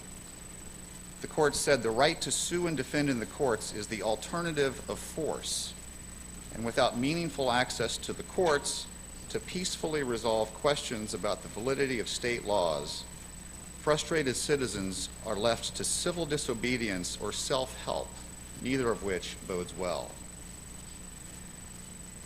Beyond the opinion, this case had a happy ending all around. First, the Deputy Attorney General I referred to earlier, who I should add is a very nice person and a fine lawyer, is now on the Sacramento Superior Court. I think that hearing may have convinced him it's better to be asking the questions than to answering them. Governor Newsom got to declare victory as well. Right after the opinion came out, he issued a press release right away saying, I am so happy that a federal court has confirmed what I have said all along. Those bastards in Texas have been violating the Constitution. Third, even Governor Newsom couldn't reverse himself after that and appeal, so the ruling became final, which means we could start suing the state again. Fourth and finally, because the state didn't appeal, California had to pay us a large attorney fee award, and I just forwarded a check to Alan. So I can think of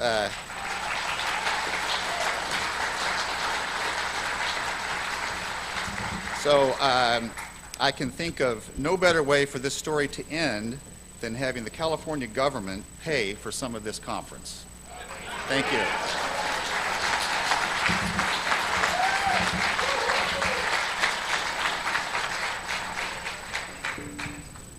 I think we'll take their money. All right. All right. There will be no PowerPoint. He doesn't have it, so we're good. Okay. Charles, you good?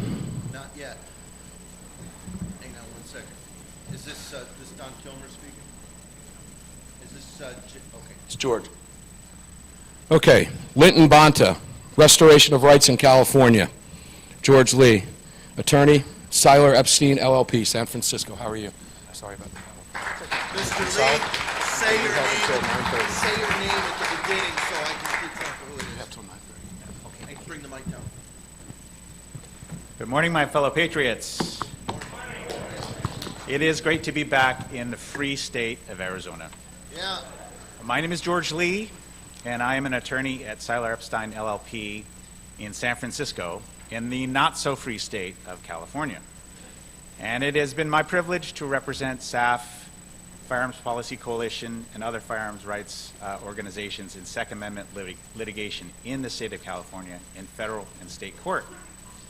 I'm counsel for SAF in several cases, including the Miller versus Bonta case, which is our challenge to California's assault weapons ban. And you'll be hearing from my friend and colleague, John Dillon, later this afternoon, who can give you a little bit of insight as to that case. And I apparently am a part of a panel of attorneys here to tell you all these horror stories from California.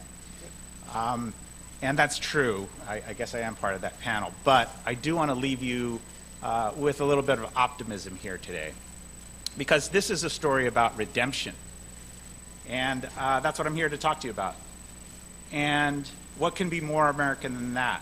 Than this country is founded on the idea of not just escaping oppression and tyranny, but being able to move to a new land where you can pursue success and liberty. So that's about as American as it gets.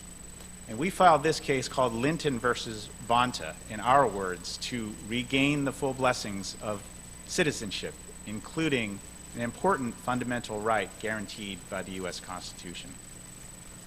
It's a case about restoring the rights of those who have been convicted in other states but have had their rights restored in those other states. And I want to tell you a little bit about some of the plaintiffs that I represent in this case called Linton versus Bonta.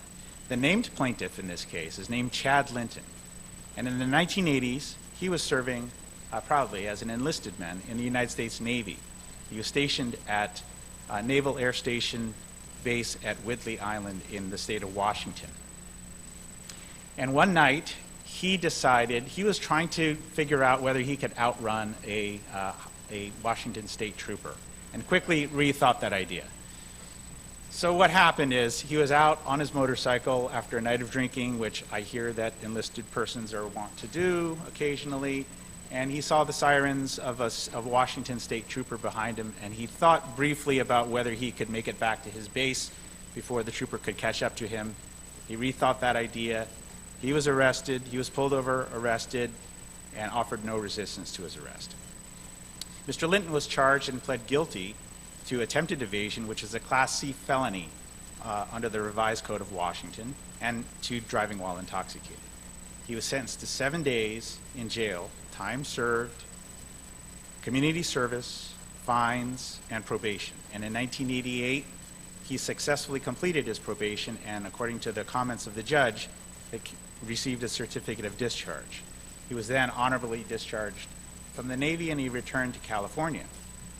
Now in 2015, Mr. Linton attempted to make a firearm purchase, but was surprised to learn that he was being denied by the California Department of Justice, and he was prohibited due to the existence of this 1988 conviction. So what Mr. Linton did is what he was supposed to do, which is he hired an attorney, something I encourage. He hired an attorney in Washington State who reopened the case, withdrew the guilty plea, and entered a retroactive not guilty plea. The court issued an order vacating the felony conviction and set that conviction aside, and specifically found that the offense for which Mr. Linton was convicted was not a violent offense. The court set aside the guilty plea, released him of all penalties and disabilities, and also granted a separate motion restoring his right to possess firearms under Washington law. So then Mr. Linton comes back in California, undergoes a personal firearms eligibility check, which shows he no longer has any convictions on his record. And that means he's cleared to own firearms, right? Well, this is California, so I think you know the answer. The next thing you know, armed agents from the California Department of Justice are coming to his home, seizing firearms that he had purchased lawfully and through California background checks over the years, and seized a number of firearms, including an antique heirloom shotgun that was owned by his grandfather. At the scene, Mr. Linton's family tried to show the agents this court order from Washington State, which specifically restored his right to own firearms. And the agents sought some guidance from a supervising deputy attorney general who told them, we don't recognize that type of order here in California. Another individual I represent, his name is Paul Stewart. And in 1976, while Mr. Stewart was 18 years old, he succumbed to a crime of opportunity when he was living here in the great state of Arizona. One night he was walking by a commercial yard, he saw a telephone company truck, and he decided to take some lineman's tools from that truck. Well, the police quickly traced it back to him, and when they came to his residence to investigate, Mr. Linton admitted what he had done. He'd given the tools back to the police and offered no resistance to being arrested. However, Mr. Linton was convicted to what they then called first-degree burglary in the state of Arizona, and was sentenced to 3 years of probation. The court issued a suspended sentence during that probationary period, and he successfully completed it. And based upon comments from the judge, he believed that the felony conviction had been dismissed.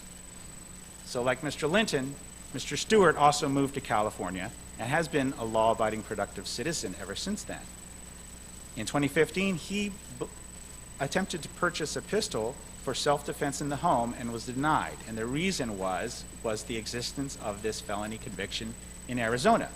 So Mr. Stewart also did what he was supposed to do, which was to file an application in the Superior Court of Yuma County, Arizona, to have his firearms rights restored and to have the felony conviction set aside. The court granted that motion. So he thought that that meant everything was cleared.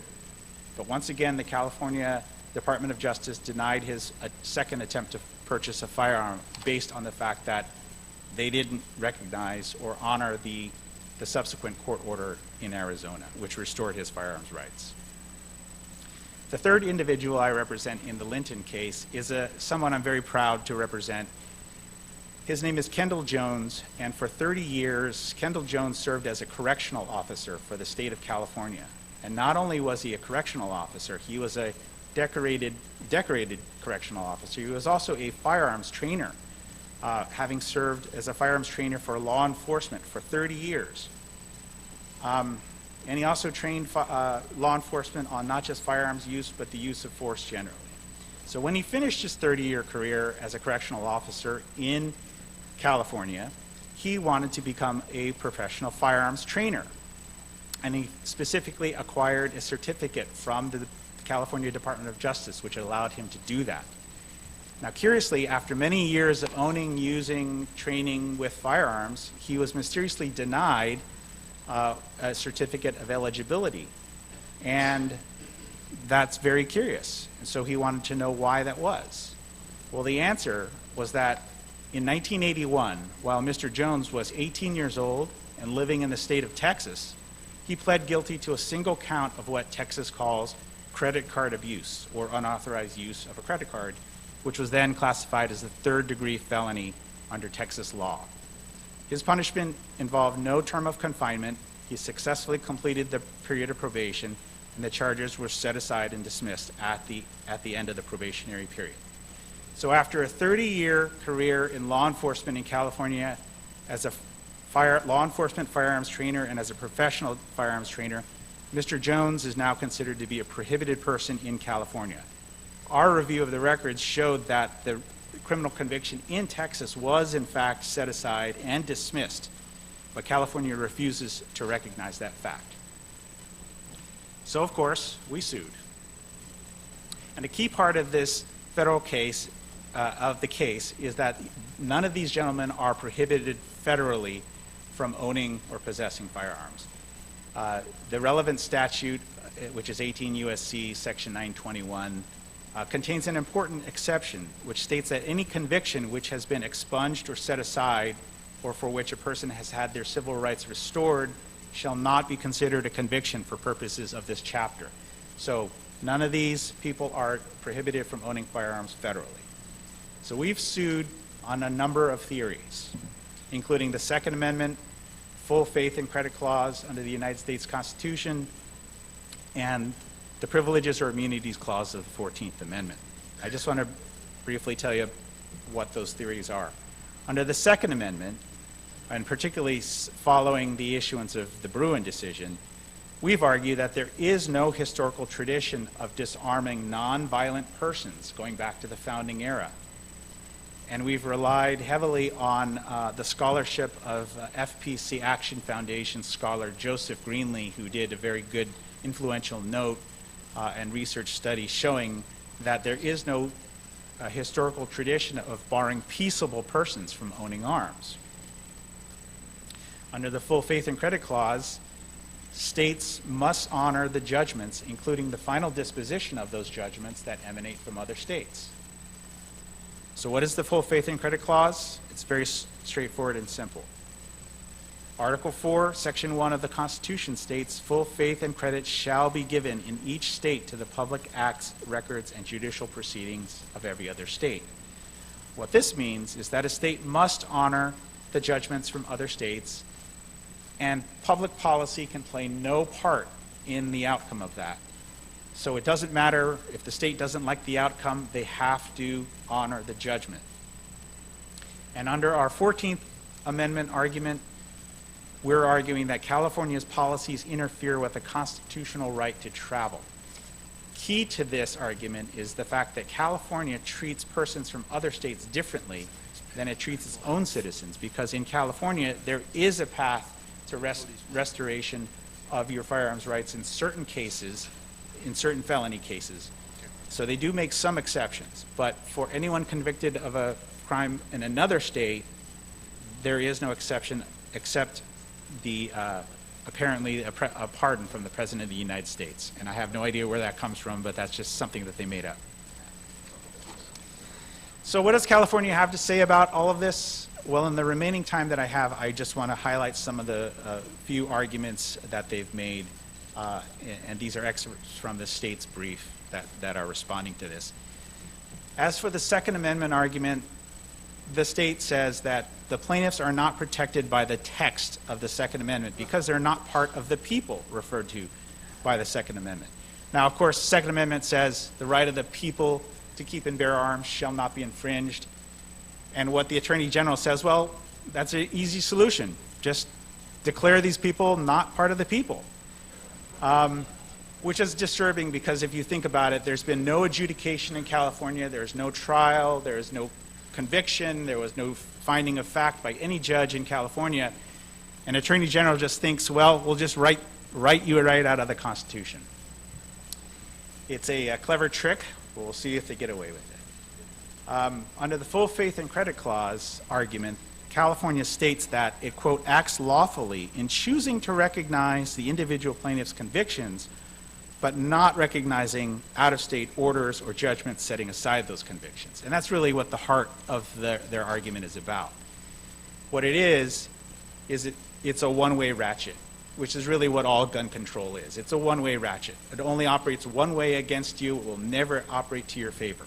What California is saying is that once you're a felon, you're always a felon for life, for the rest of your life. It doesn't matter what happens afterwards.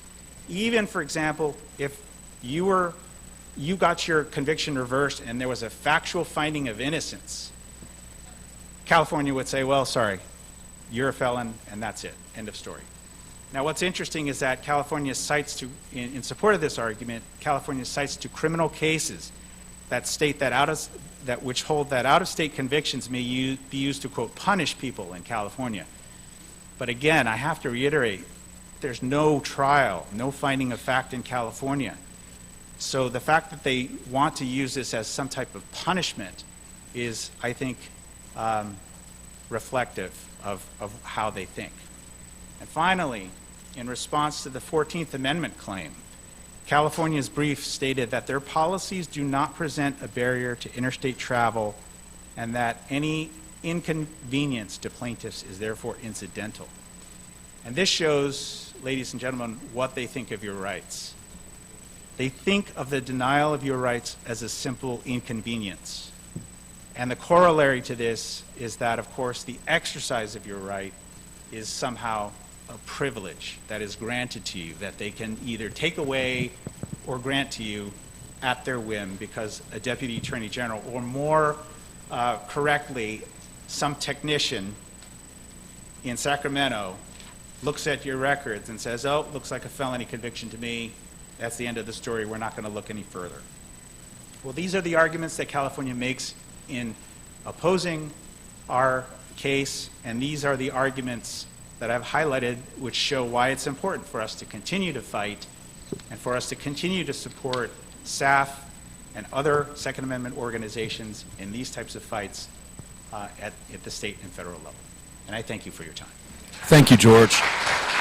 Charles? Hold on a second. Hold on a second. Don't start the next panel yet. Stall for just a moment. We're stalling for a moment. Green light me when you're ready, please. I will tell you as soon as. Okay. And go. All right. Those of you who are following along on the cheat sheet here, Cody Wilson is not here, so we're going to move the panels up. And joining us up on stage now, Don Kilmer, Second Amendment Foundation attorney. Don, thanks for coming up. Thanks for taking us early, too. Appreciate it, man. You have 15 minutes. Pull the mic way up.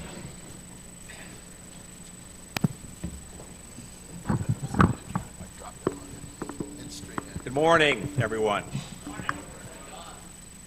Well, I'm here to speak to you about mental health restoration cases and Second Amendment commerce. But let me begin first by giving thanks and celebrating the recent wins on issues like public carry, age restrictions, access to courts, weapons types, and yesterday on magazine capacity out of the Southern District. But let me also offer a short comment on the history of civil rights litigation in general. After civil rights victories on race in the federal courts during the 40s and 50s, culminating in the great Brown versus Board of Education, a naive country kind of assumed that, well, it's over. And the courts have spoken. It's time for the racists and the segregationists to conform their policies and their practices to what the Supreme Court has said. Needless to say, that was naive. Same thing happened to a lot of people once we had Heller and McDonald and then Bruin. They assumed that, well, the court has spoken on the issue. It's time for the anti-gun jurisdictions to set aside their animus, accept the ruling of the court, and move on. Well, there are parallels to what happened with the 14th Amendment equal protection litigation in the 40s and 50s and what is happening also on the gun rights front. Culminating, of course, famously in the mid-50s with President Eisenhower having to send troops, actual troops, into the state of Arkansas to enforce Brown versus Board of Education 2's commandment from the court that public schools are were to be desegregated with all deliberate speed. Of course, that didn't happen. Arkansas instead chose to just close its public schools for a year. That is the depth, that was the depth of their commitment to defying the Supreme Court. Folks, we are in the Supreme Court spoke on that issue as well. A very famous case called Cooper versus Aaron. It's a short opinion. If you have access to be able to look it up on the internet, I encourage you to read it. It's a case about the Supremacy Clause. It's a case about enforcing constitutional rights once they have been definitively and finally interpreted by the Supreme Court. Folks, we are in the Cooper versus Aaron era of the Second Amendment. The court has spoken in Heller, McDonald, and Bruin on the scope of the Second Amendment. They have interpreted the text, history, and tradition of that right, but now we are facing the reaction, the recalcitrance, the defiance of the Supreme Court in jurisdictions like California, New York, New Jersey, and Hawaii. And this is what we're having to face now. So, some of the cases that my office is handling have to do with commerce in the Second Amendment. And the reason for that, and this shows you the far-reaching and far-sighted and the keeping an eye on the horizon that an organization like Second Amendment Foundation has. And that is, yes, it's absolutely essential that we win cases like what defines the right. It's absolutely essential we define cases like public carry and what weapons are available. But the government will always continue to keep trying to retrench itself and reestablish its power. And one of the ways it does that is through economic regulation. I've spent my career litigating cases on gun shows and keeping them open at public venues. I've spent my career also litigating issues like zoning restrictions, where cities will just simply zone gun stores out of the jurisdiction. And so your Second Amendment right, if you live in an urban environment, it means nothing if you don't have access to the weapon or you can't go out and purchase a weapon. And as we saw, for instance, in the Ezell case, also funded by Second Amendment Foundation against Chicago a number of years ago, saying that, well, you can just go get your right or exercise your right by traveling 30 or 40 miles outside of the city is really no right at all.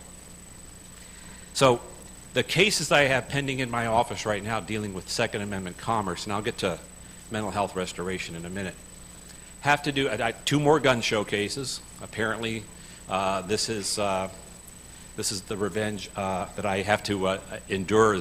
Since I broke into the Second Amendment litigation with gun show cases, I'm apparently the go-to person for gun shows. But I have an ally in this particular case, and an ally that's been there for a number of years.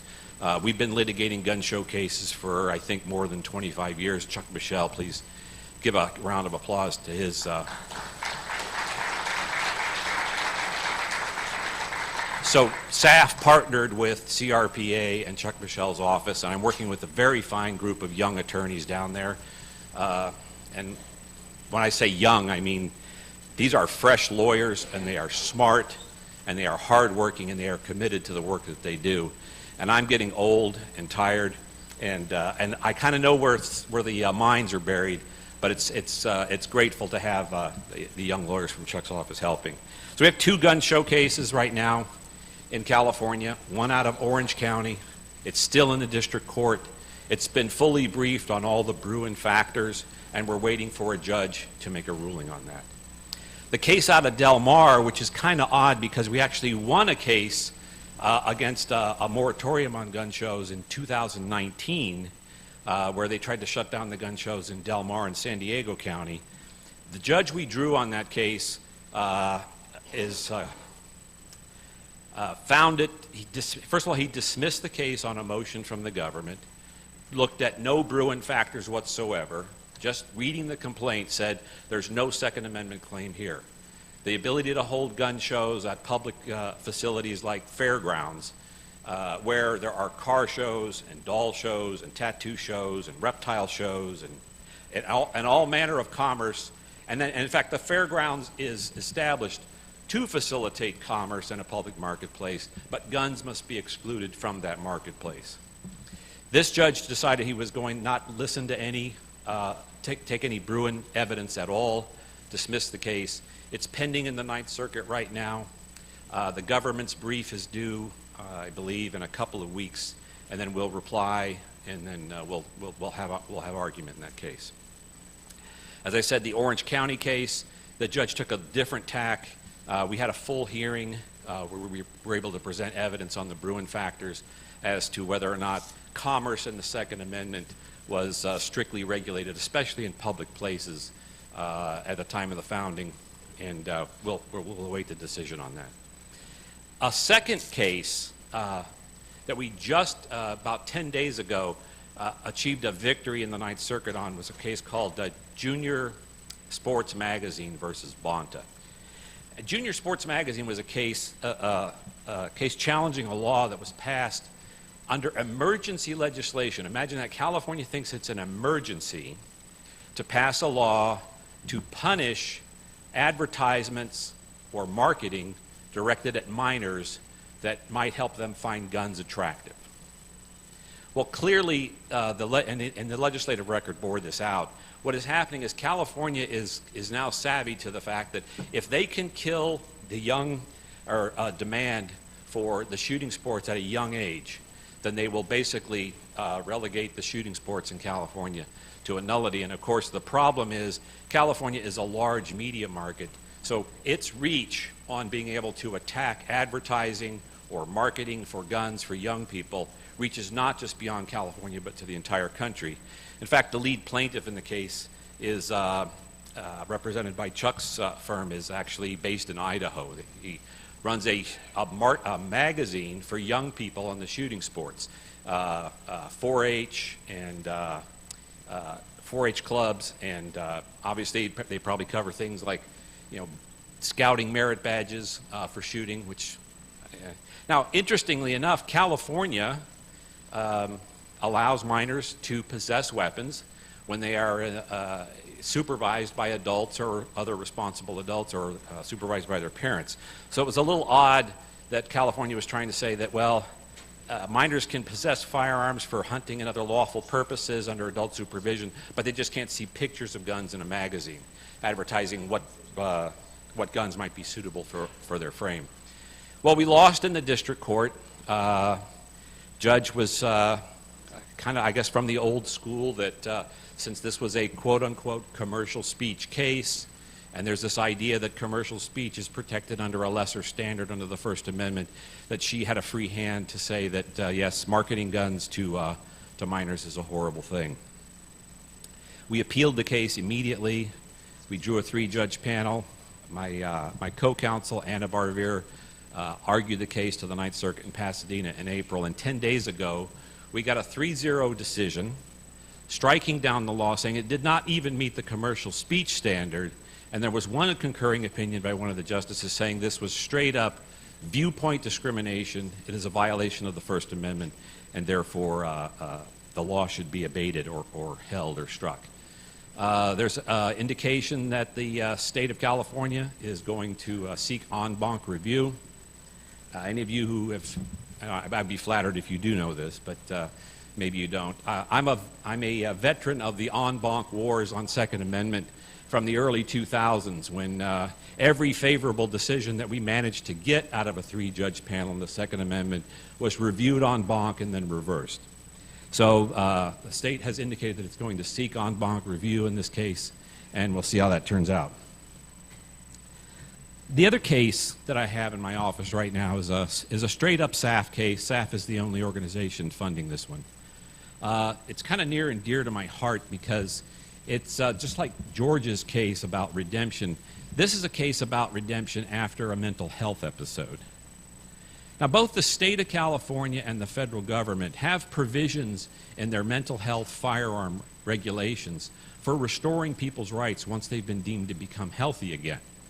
The problem is that the federal government has one path for restoring your fundamental rights after a mental health episode, and the state of California has a different path. And literally the differences are different definitions of words.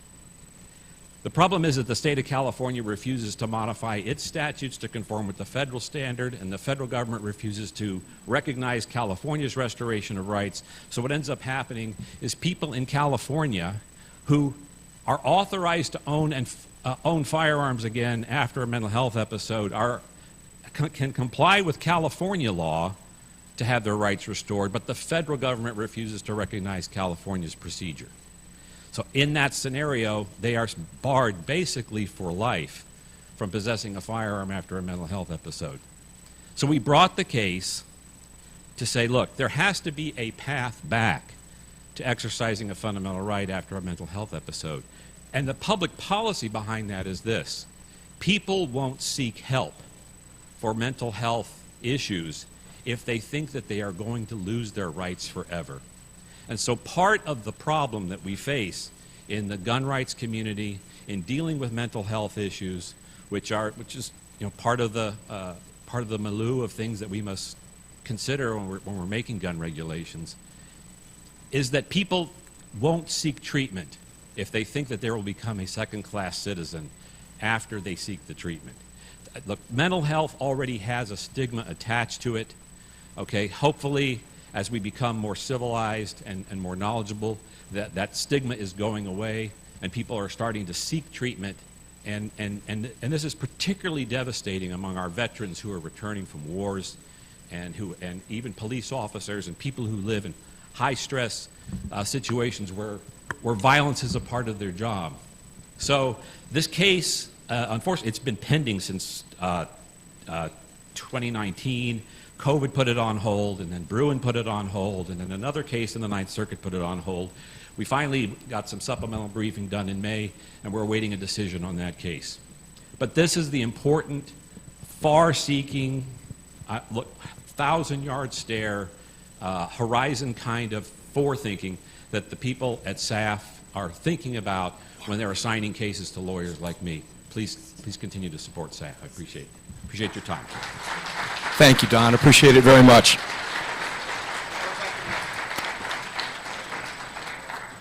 Give me a second. Dave Koppel. Hold on a second. Dave is going to be speaking on the history of bans of types of arms before 1900, what the precedents tell us about modern bans. Charles, you ready? No. Do not start yet. Okay.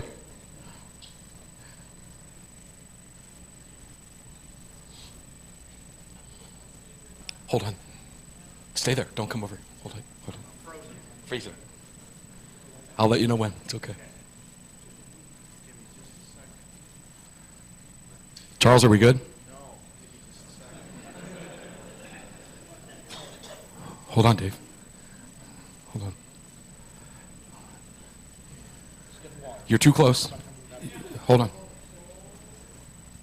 Charles? I'm not sure what's going on. The mics seem to be working.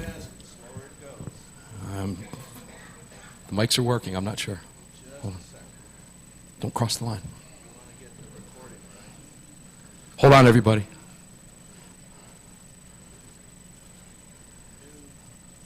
I'm like Joe Biden. I'm being told I'm going to get in trouble. Go ahead.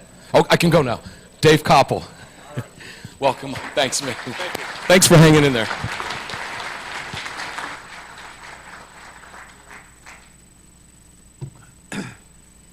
Well, good morning, and it's a great morning celebrating the combined 100th anniversary of the Second Amendment Foundation and the Citizens Committee for the Right to Keep and Bear Arms.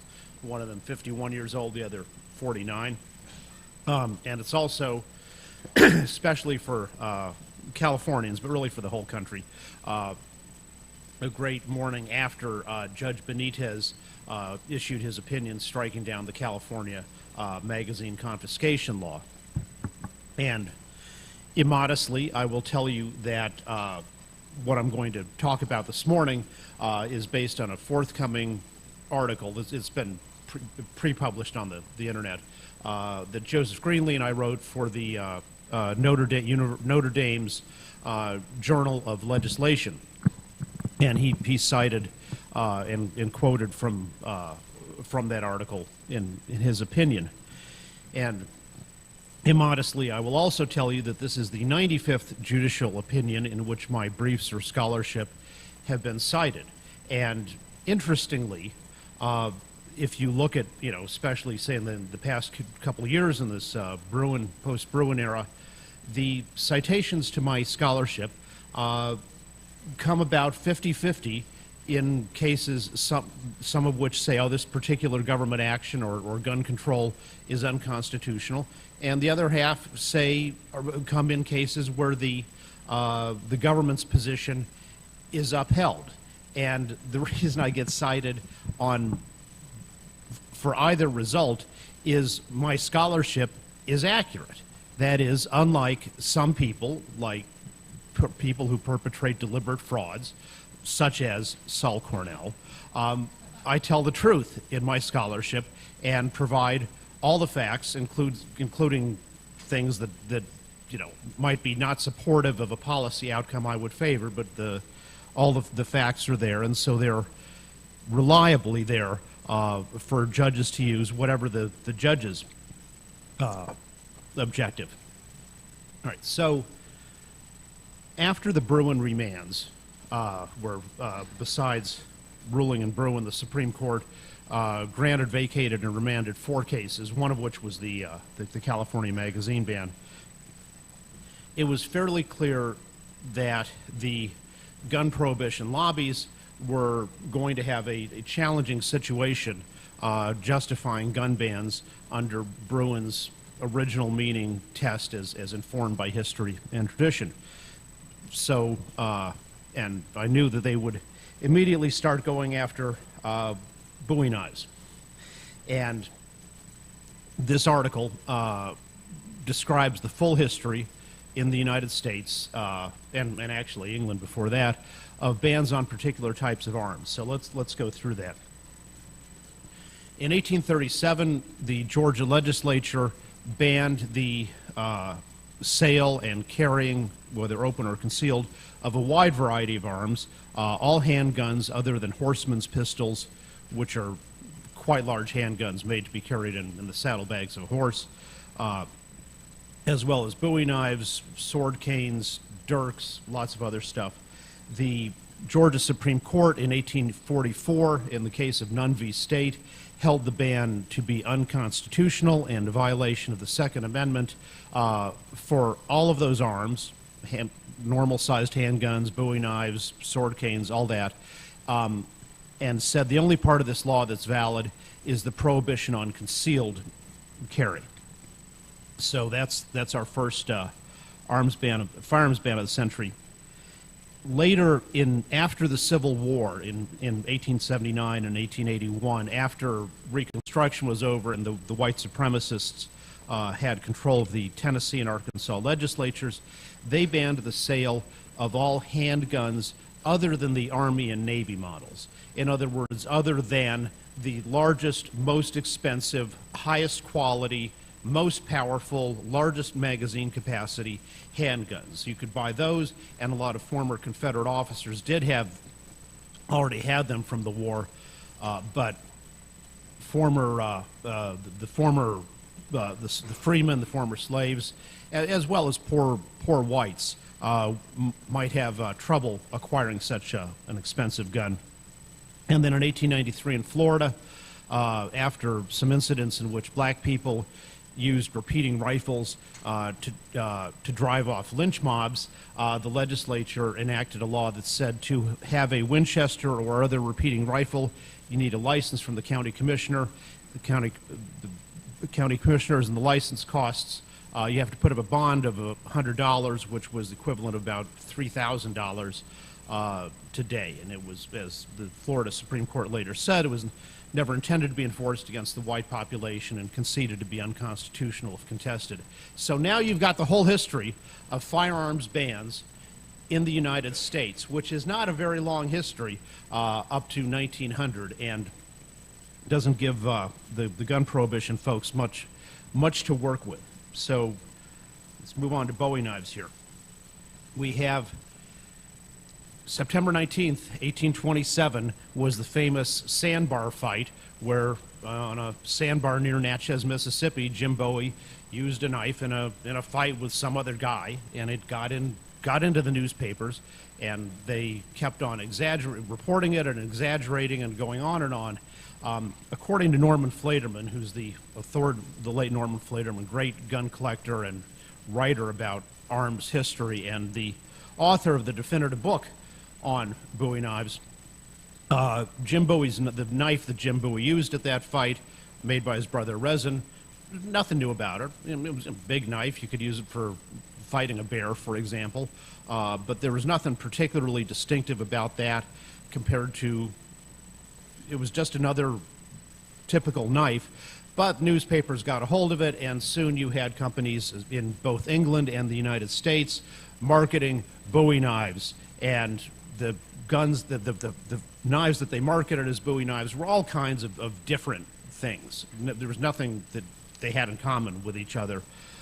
But the name sticks, and so by the mid-1830s, you have the beginnings of legislative action against Bowie knives. Mississippi, for example, enacting a statute that says if you use it in a crime, you're going to get extra punishment. And then the wave of Bowie knife law is really we'd had two states that acted before what I'm about to tell you, but then you have an incident in the Arkansas legislature where the Speaker of the House and another state representative get into an argument over who's in charge of the money that the state pays for bringing in certain animal pelts. And they each pull out a Bowie knife and on the floor of the legislature get into a brawl, and one of them is fatally wounded, and the other one ends up getting criminally prosecuted and then acquitted by the jury. But this looks, this is understandably a great cause of concern. And so you have a number of states in the Southeast acting fairly quickly with legislation on the topic. Where it ultimately settles down is, of course, we have the Georgia law, but that ban was held unconstitutional to violate the Second Amendment.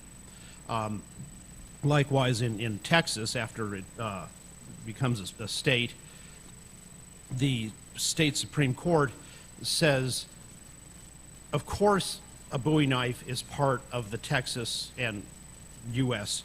right to keep and bear arms. The government can't ban them and they can't stop people from carrying them, but it's okay to impose extra punishment that if you could commit a manslaughter with a Bowie knife, you're in much more trouble than if you'd committed a manslaughter by some other means.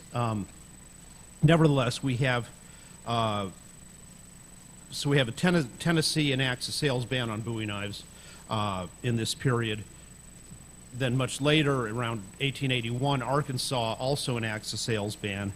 And throughout the century, we have three other states, Mississippi, Alabama, and North Carolina, that tax Bowie knives and also sometimes small handguns in the annual personal property taxes at rates that are high enough. They're not prohibitory, but they're fairly high taxes in relationship to the value of the knife, so they discourage it. So that's our anti-Bowie laws.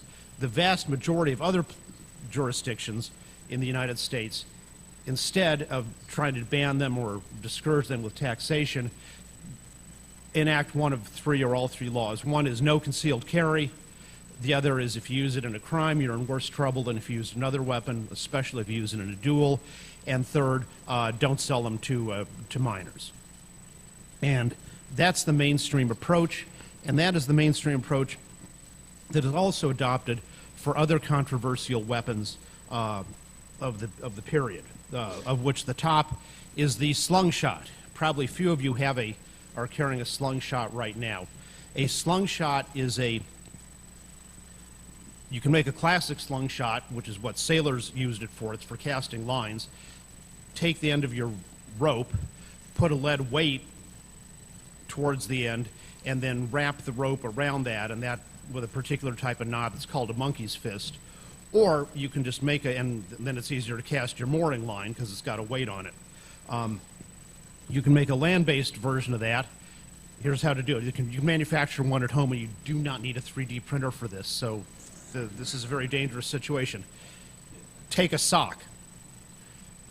Get about $5 worth of quarters, or some sand, or dirt, or pebbles, or whatever. But an equivalent about that amount of weight. Put it in the toe of the sock. Tie off a knot to keep the load there stable, and you now have a slingshot that can be used as a weapon either offensively or defensively. It is not the most, a blow to the head can be fatal, but it's not primarily a lethal weapon, but it is it was a criminal favorite because it's silent, it doesn't necessarily leave a mark, and it's very easy, probably the easiest weapon for a sudden sneak attack. So there are ultimately 10 states or territories that outlaw the manufacture or sale of slingshots. Metallic knuckles end up, by the end of the 19th century, their sale being outlawed in 6 states, and New York outlaws the sale of the sand club, which is in the broad cap. Slingshots are in the broad class of saps, and likewise a blackjack is one, or sand club is one type of sap. And that's the history of the bans. And again, the mainstream approach is not the bans, it's the regulation of concealed carry, sales to minors, and so on. So I suggest, and at least Judge Benitez agreed, that overall this history indicates that bans on common arms, particularly different types of knives or firearms, are not part of our 19th century tradition of understanding the right to bear arms, whereas regulations such as restrictions on concealed carry are legitimate and prohibitions are not. And I think I'm on time and under budget. You are right smack on time. All right. Thank you. Thank you, Dave. Appreciate it very much. Great stuff. Okay, guys, we are going to take a break. 15-minute break. Ready to roll.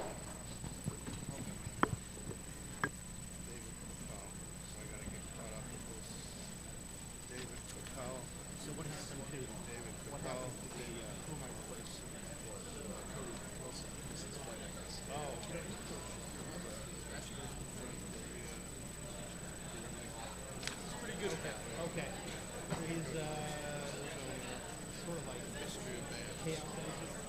Yeah, pretty much. He always has been. Yeah. Yeah.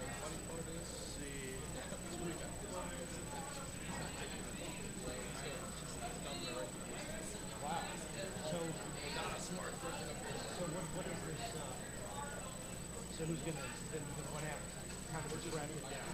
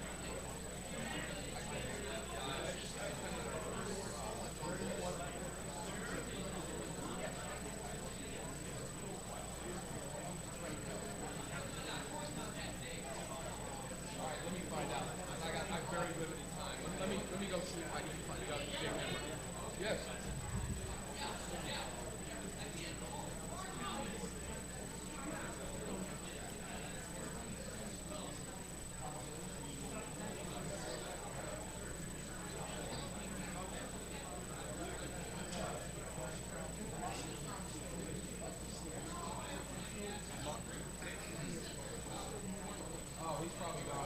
All right, I got to run right now, though. But if I find one, I'll let you know. I'll bring it over. Okay. Well, they don't. A lot of these people are being hunted down because they don't know they're 15 minutes up because of Cody. Cody screwed us. We're 15 minutes ahead of schedule. We're moving everybody up because of that. So let me see Mark, if I can find. Is Julie. Rahimi the next panel? Yeah. Got it. Okay.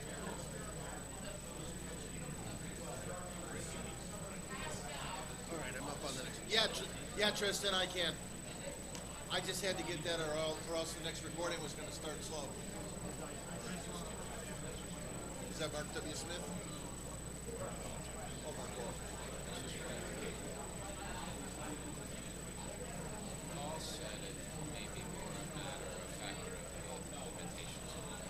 Well, it's probably the speakers. I'm guessing. No, they're fairly large speakers. Those look like at least 10 or 12-inch speakers. I asked the guy who works here when he's got an idea when this was built. He said, Well, that shouldn't be a factor. The problem is that this microphone is not that sensitive. You have to get fairly close to it.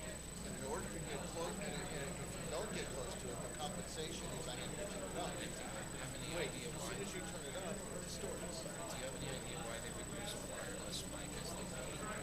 Yeah, because they're So is there a way? no, I can run a wire mic.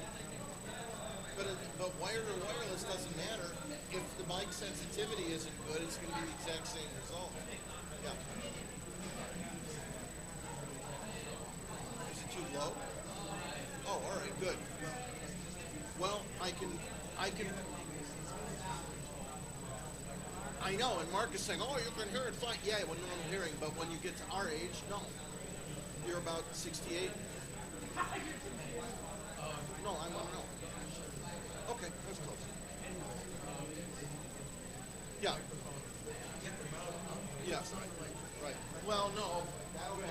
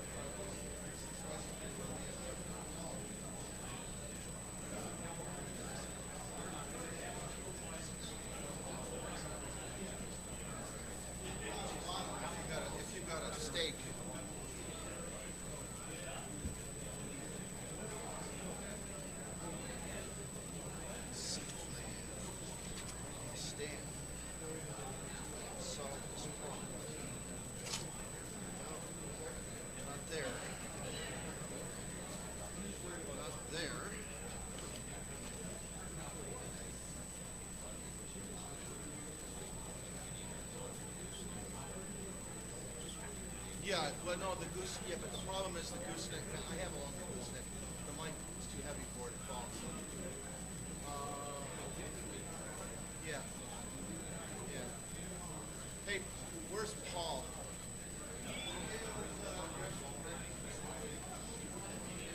Well, I'd like a microphone stand that's fairly tall. We can solve this problem by putting the mic in a stand that's closer to the people who are speaking. I didn't bring anything like that with me.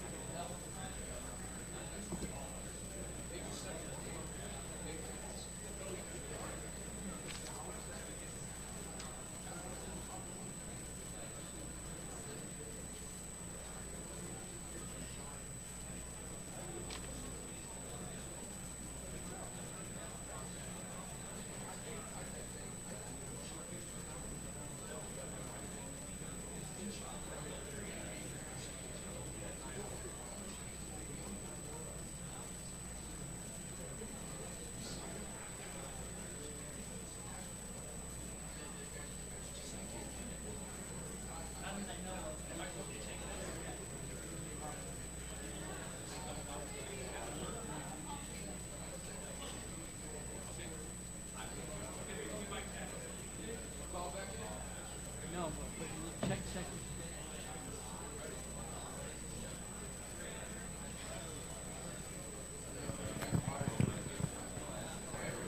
Check, check. What's been the problem? What?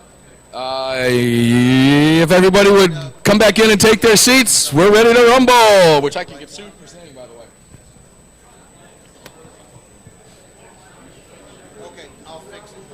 What's that? Seconds to cheer you up. You get a big kick out of funny names. As long as you're in Arizona, we've got a TV weather reporter here on I forget what Lauren channel. Rainson? Lauren Rainson is her name. And our radio traffic reporter is John Roller. I'm ready to go. I had it, brother. Dude, this is the sixth time I've been here in the last 8 weeks. I know. I heard you back and I got a midnight flight tonight to take me home, and it's the last trip I'm taking until I go to Vegas for shot, and I can't wait. Can't wait. If everybody would take their seats, we're back in, and we're going to stay on time. Okay, you are on camera, so you're speaking to everybody too, and I don't want to take any time away from you, so let's get going. So get as close to that as you can. Lift it up. It's going to start to fade down. There Are you you good go. with that right there? Yeah. Okay. All right. We're going to stay on time, guys. And right now, joining us, and you are where? Oh, there. Where's Dave Hardy? There's Dave Hardy. The Long Road to Bruin, the development of Second Amendment scholarship, 1970 through 2023. Dave Hardy, author of Dred Scott, The Inside Story, and you can find Dave's books at hardybooks.net. Dave, take it away. It's yours. You've got 15 minutes, brother. Okay. Yeah, for me, this is sort of a very special occasion because I go back a little ways. 1973, I was working on a law review article on the Second Amendment, the first of the modern articles that would take the view that the Second Amendment is an individual right. It was done for Arizona Law Review, where I was attending school, and in the end they canned the article saying it was specious. That was back in the 70s when specious was a word you used for almost anything that you didn't like. Ultimately published at Chicago Kent the following year. But that was 1973, and I just realized that's half a century ago. I feel awfully old. Back in those days, when we were starting out, there was a handful of us who were writing articles on the Second Amendment. There was Joyce Malcolm, Steve Halbrook, David Kaplan, a few others, most of whom are still around, but some of whom have passed on. And we were publishing the smaller law reviews. There's always prestige within the law review community. I was Chicago, Kent. Steve Halbrook was Northern Kentucky. Now, there are today about 500 law reviews. Back then, there were probably about 250. The problem was the big names in constitutional law would not be reading Northern Kentucky or Case Western, but they would read the big names. And the change there came in 1983 when one of our number, the late Don Cates, published one in Michigan Law Review. Now, Michigan's one of the top 10, some might say top 5, but that type of review would get read by the big names in constitutional law. And it was. One of them told me that Sanford Levinson, a professor of law at Texas, read it and was impressed.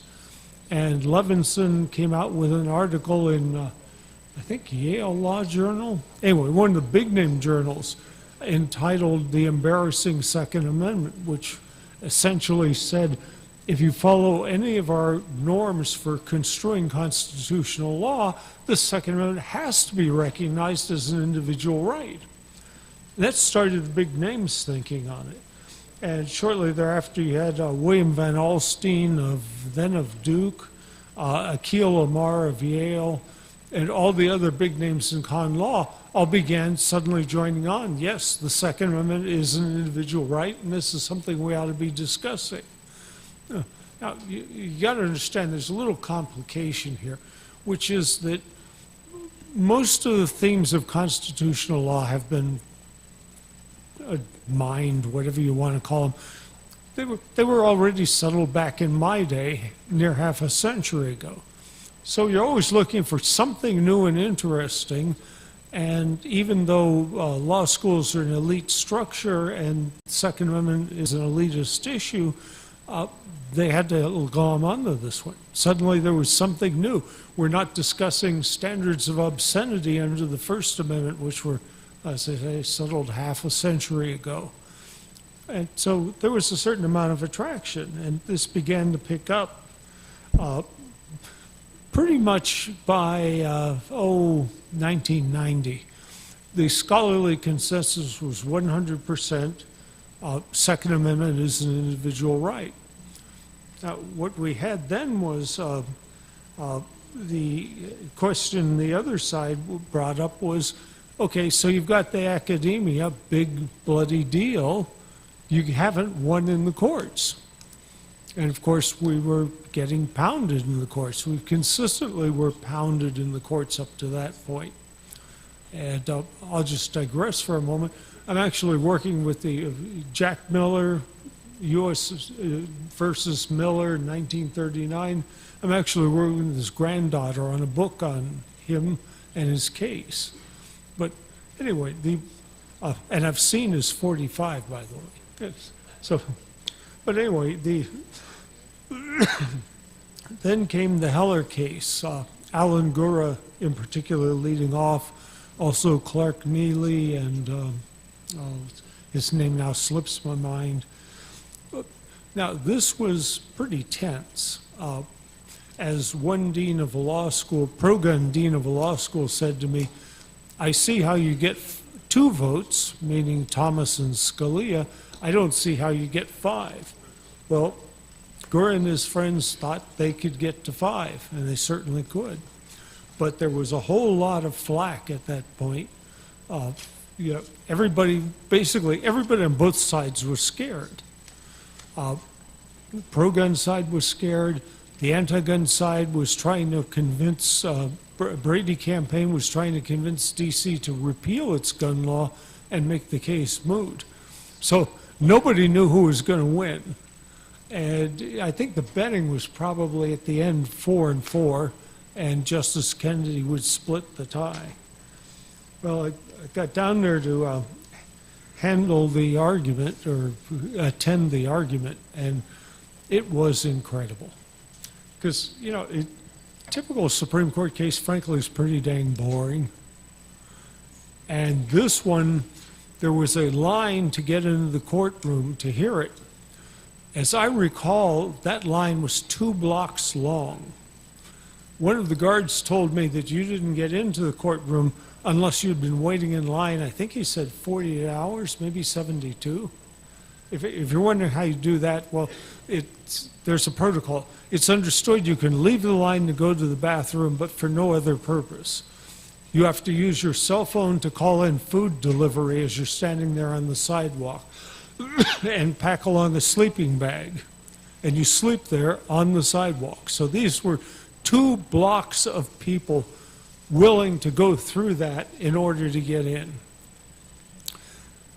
We did get in, and they had the argument, and at one point, I think it was 2 minutes into the argument, I realized Justice Kennedy tipped his hand. It was a very subtle question.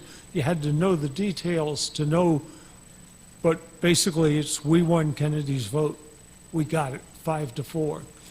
And about 30 seconds later, Kennedy became really obvious and said something about, you're telling me the Second Amendment had nothing to do with the needs of an isolated settler to defend his family against Indian attacks, criminals, that manner of thing. And at that point, I didn't have the angle to see, but a friend of mine did. The D.C. attorney was speaking, and he said his face just fell because he realized we just lost the 5th vote 2 minutes into my argument. Yes. Oh, it felt good. But an amusing thing on the way out, I was leaving. I was one of the last guys out of the courtroom. It was packed, as I say. They had to bring in folding chairs, extra space. You had attorneys, senators, professors of law, all the big shots. And at the end, I was, like I said, I was one of the last guys out because I stopped trying to talk to Alan Gura, and I couldn't, but it meant I was toward the tail end of the line. And as I walked out, I heard the Chief Justice say, "Don't worry, counsel, we're still here." I turned around. What happened was there's like maybe 400 people in the room, more packed than we are here today. And everybody had left because the next case up was one of those boring Supreme Court cases that nobody's interested in except for the 10 tourists sitting in the back row get to be there for 5 minutes. So the whole room is now evacuated. The attorneys for the case behind us have looked around and realized, where's everyone going? And that was why the Chief Justice was saying, don't worry, we're still here. Anyway, we got outside on the steps, and we won that one. But it was a long time. I mean, a lot of people died along the way. Half a century from the first writings on the Second Amendment to the victory in the Supreme Court, and more recently, the victory in Bruin. It's been quite a journey. I feel rather old. But the other day, I was talking to one of the editors of the Law Review 1 year ahead of me. And they were the ones who killed my article back in 1973. And she said, 1973, your writings were too specious to be published. Today they're the law of the land. Must be awfully cool. And I had to say, yeah, it is awfully cool. I mean, to see that dramatic a turnaround in an issue of constitutional law is almost unheard of. There have been some frequent examples in the past, but there are not many. Usually it's a very slow trend, and in this case, you know, it took years, starting from the foundation of Steve Halbrook and Joyce and I and a few others publishing in small law reviews, working up to Don Cates breaking into the big time. There are these big time scholars getting on board, and finally, at last, after, at that point, I guess, 40 years, the courts came around. And so what was once half a century ago too specious even to be published did indeed become the law of the land. Thank you.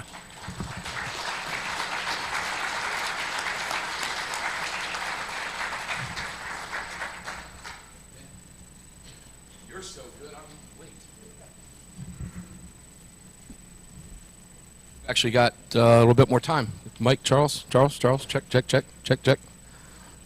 Green mic. Let's try this one. Yeah, you're on. Green mic's on. Green mic's on. Rotating microphones, everybody. I've got a public service announcement before we go to our next speaker. You guys ever see these little silica gel packs when you open stuff up? Do not eat this. Do not eat this. Just want to make that very clear to everybody. Mark Smith, the floor is yours, my friend, and you have 30 minutes. I'm sorry, the agenda's off. Just let me find it here. But you have 30 minutes, and you are going to be telling us about the Supreme Court's Rahimi case. It's an ugly case, guys. The ticking bomb for the Second Amendment and how to defuse it. Say your name when you start and stay close to the mic. Tell everybody who you are and stay as close to the mic as possible. All right. All right, well, I've been asked to introduce myself. I'm Mark Smith, host of the Four Boxes Diner Second Amendment channel.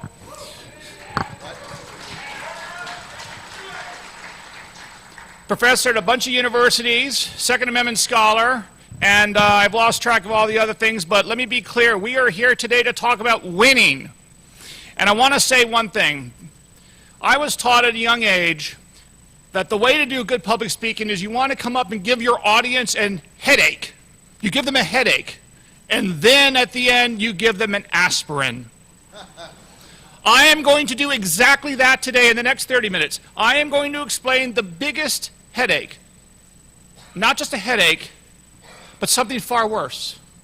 A clear, imminent, and present danger to the Second Amendment like we've never seen before. That is this United States Supreme Court case of United States versus Rahimi. And I'm going to tell you how we're going to fix this major problem. For those of you who don't know the details, the current Supreme Court case dealing with the Second Amendment is not a case where we have a obviously law-abiding individual American trying to exercise their right to keep and bear arms, but instead we have an odious character by the name of Rahimi, who undeniably on this record is a bad dude by all measures. In February of 2020, he had an argument with his girlfriend, dragged her into the car, hit her head on the dashboard, and when he saw there was a witness to this event, he shot at the witness. That gave rise to a restraining order in Texas State Court that he admitted to and consented to all the allegations of him being dangerous and violent, including that he would not possess a gun. Subsequent to that, he then engaged in a series of other shootings, continued to possess a gun, and eventually was arrested, and then they, of course, uncovered that he did indeed have firearms in his possession, which violated federal criminal law 18 U.S.C. 922 8G, that in a nutshell said if you're subject to a domestic violence restraining order, you may not possess a firearm. This case went up to the Fifth Circuit, and as you know, the Fifth Circuit ruled. It says that 18 U.S.C. 922 G8 is unconstitutional under the Second Amendment specifically. When you apply the Nysurpa versus Bruin methodology, it comes up short. Now, Merrick Garland, the moderate milquetoast Supreme Court Justice nominee by Barack Obama, that milquetoast moderate who was going to replace Antonin Scalia, the most moderate man you could find in America, fair-minded and honest. Thank God he's not on the Supreme Court.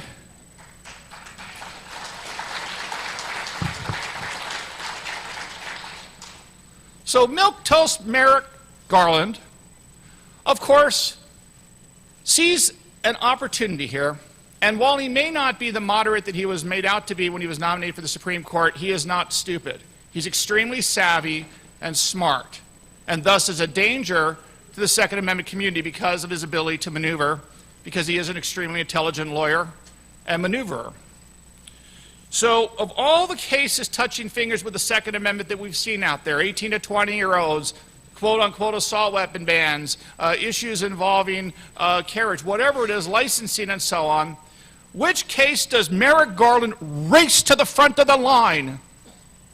Rahimi. Rahimi. Put this into perspective that usually the Solicitor General's office, which is that office of the U.S. Attorney that represents the Department of Justice before the U.S. Supreme Court, usually they get extensions of time before they seek certiorari review. They do a bunch of things to sort of, get it done in time. They did the absolute 100% opposite in the Rahimi case. They cut their time short. They raced this case to the front. They refused to extend a robust extension to the Public Defender's Office representing Rahimi. They said they wanted this case granted cert, and they wanted it granted now because this was an important public policy. It was a danger to America. This decision that struck down as unconstitutional, the federal 18 U.S.C. 922 G8. Now, this, of course, if I can use... this, of course, was all not true, fake news. Why do I say that? For those of you who obviously are familiar with 922G, that is the list of prohibited persons, people who are not allowed to possess a gun if you fall within one of those categories. The most popular one, of course, or the most used one is 922G1, which says that if you are a felon, as defined by federal law, and you possess a firearm, then you go to prison. 922G8, which is the case that Merrick Garland felt the need to rush to the Supreme Court, says if you're subject to a domestic restraining order civilly entered, then you cannot possess a firearm, and if you do, again, you can go to prison.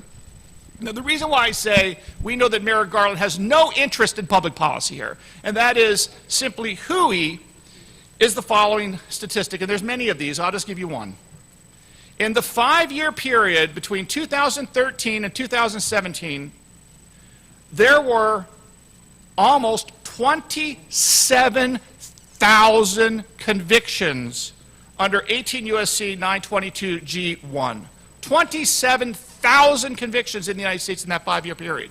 During that same period, how many convictions were there for 18 U.S.C. 922 G8? The answer is 121. 121. Less than one conviction per state per year. It's nothing. It's trivial. And of course, anyone that engages in violence can go to prison under state law. So why is Merrick Garland laser focused on this? We know why. He wants to use this as a way to gut the Bruin methodology, to gut the Second Amendment.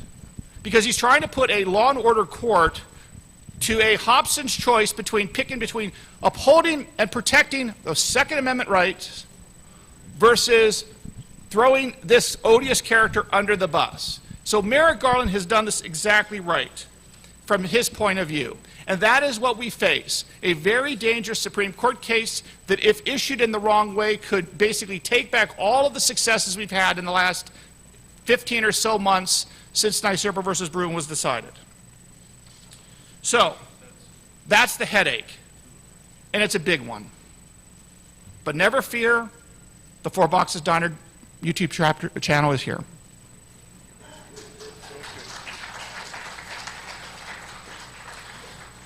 All right, so this is something you're not going to hear anywhere else.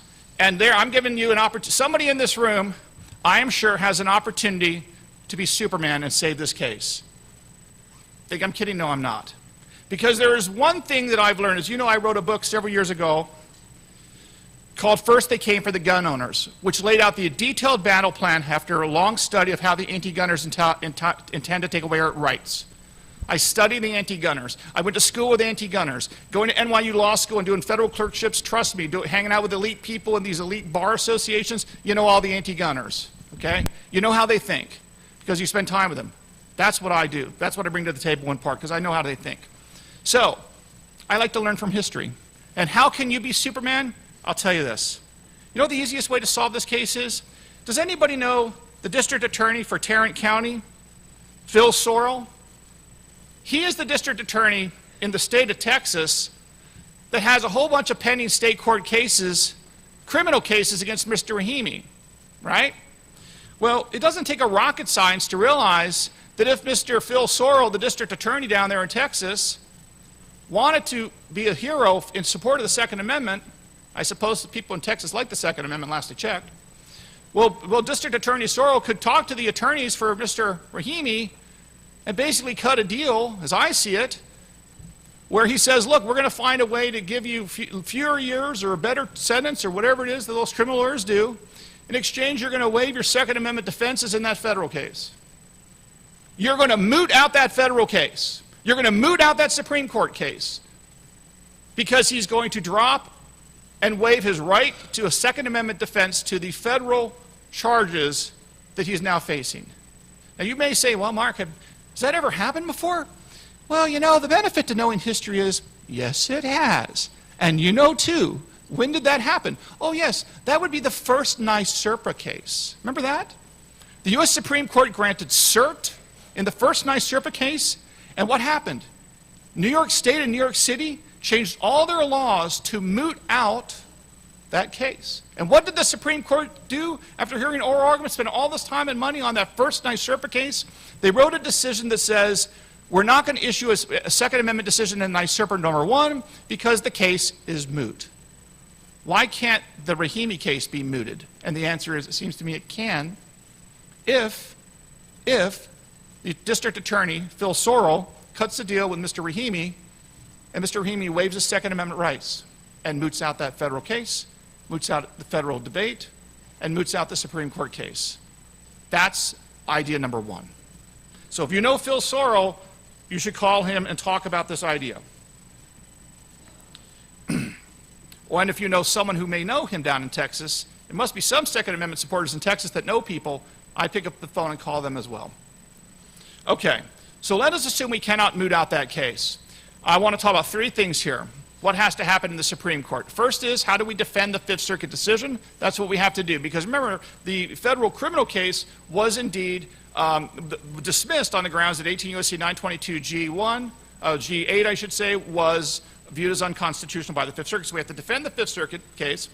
Then, of course, we have to have a backup plan. How do we find a way to let the Supreme Court rule against Mr. Rahimi and at the same time not gut the scope of the Second Amendment and the gut of NYSERPA versus Bruin? And third, there's about 10 things I want to be very clear on that no one should say in an amicus brief to the Supreme Court, and you should never say this in public. You should never say this in the context of the Second Amendment because it will backfire on us. So let me begin. The first point is the Fifth Circuit got Rahimi right. As you know, the way it works under NYSERPA versus Bruin is you start with the text of the Constitution. Now, every single word of the Second Amendment has been defined already, not by you, not by me, but by the U.S. Supreme Court. And Heller literally laid out all the words. It says the people include all Americans and then some. It says that arms includes anything that can be used offensively or defensively. It says that the right to possess, the right to keep is the right to possess, the right to bear is the right to carry. These words have been defined.